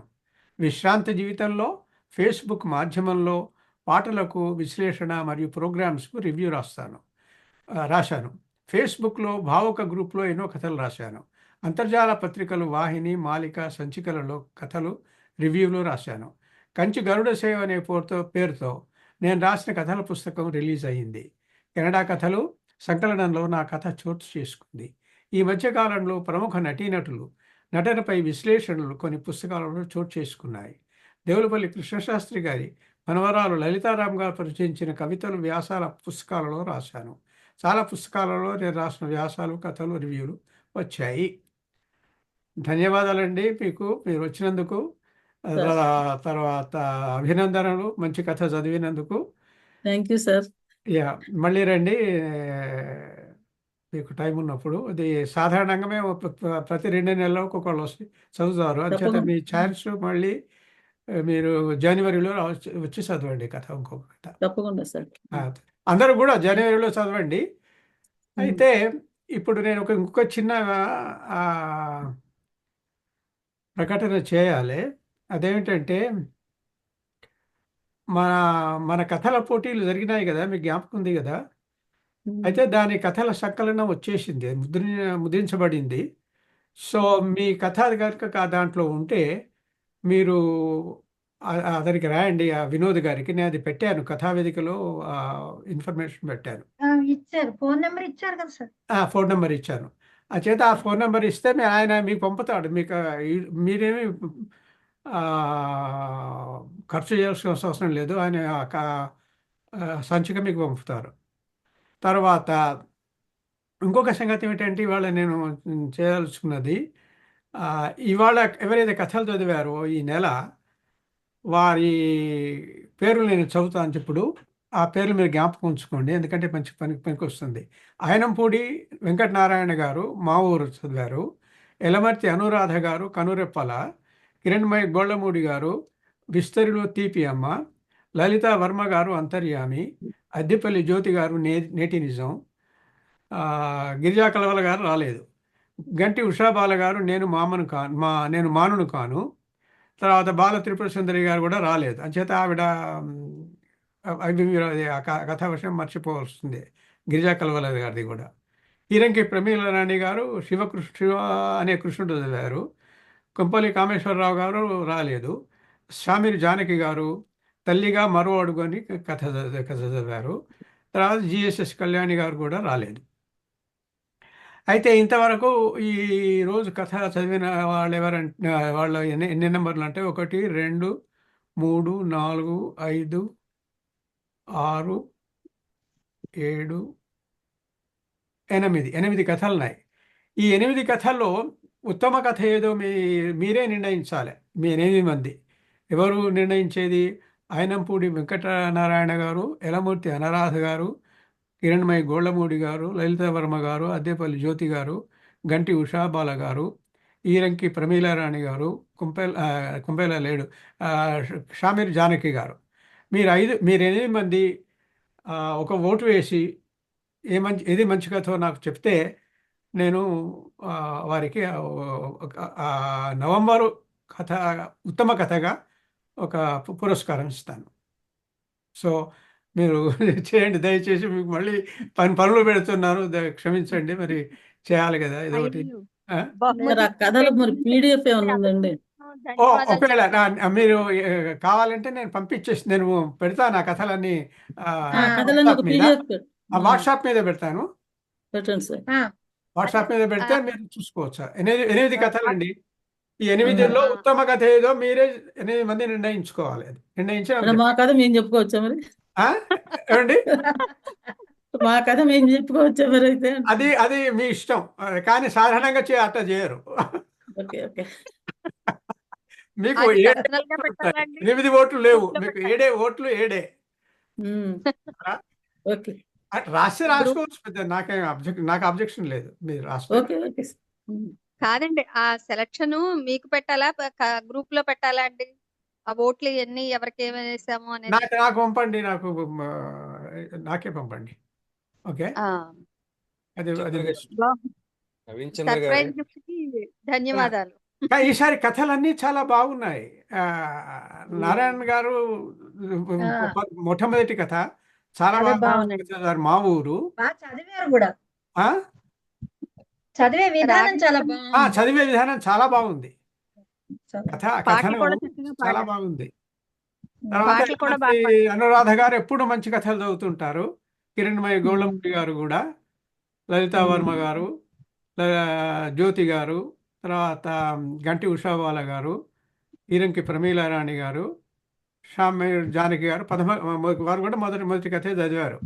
అంచేత ఇది చాలా బాగుంది. కథావేదికలో ఈసారి 2 కథలు కొత్త కథకులు వచ్చి చదివారు. వీరికి అభినందనలు చెప్పండి. తర్వాత మీరంతా కూడా జనవరిలో వచ్చి మళ్ళీ కథ చదవండి. ధన్యవాదాలండి. సో నేను ఏం చేస్తానంటే ఈ కథల PDFలు వాట్సాప్లో పెడతాను. ఓకే, మీరు కొంచెం తొందరగా ఒక వారం రోజుల్లో చదవండి, అంతకంటే ఎక్కువ అవసరం లేదు కదా. చెప్పండి ఎవరు ఉత్తమ కథ అన్నది. ఓకే అండి. అయితే ఇంకేమైనా సందేహాలు ఉన్నాయా? సందేహాలు ఏం లేవు, కానీ ఈసారి అన్ని అమ్మ కథలు ఎక్కువ వచ్చినట్టు అనిపించింది. అవును, అమ్మ కథలు ఎక్కువ ఉన్నాయి.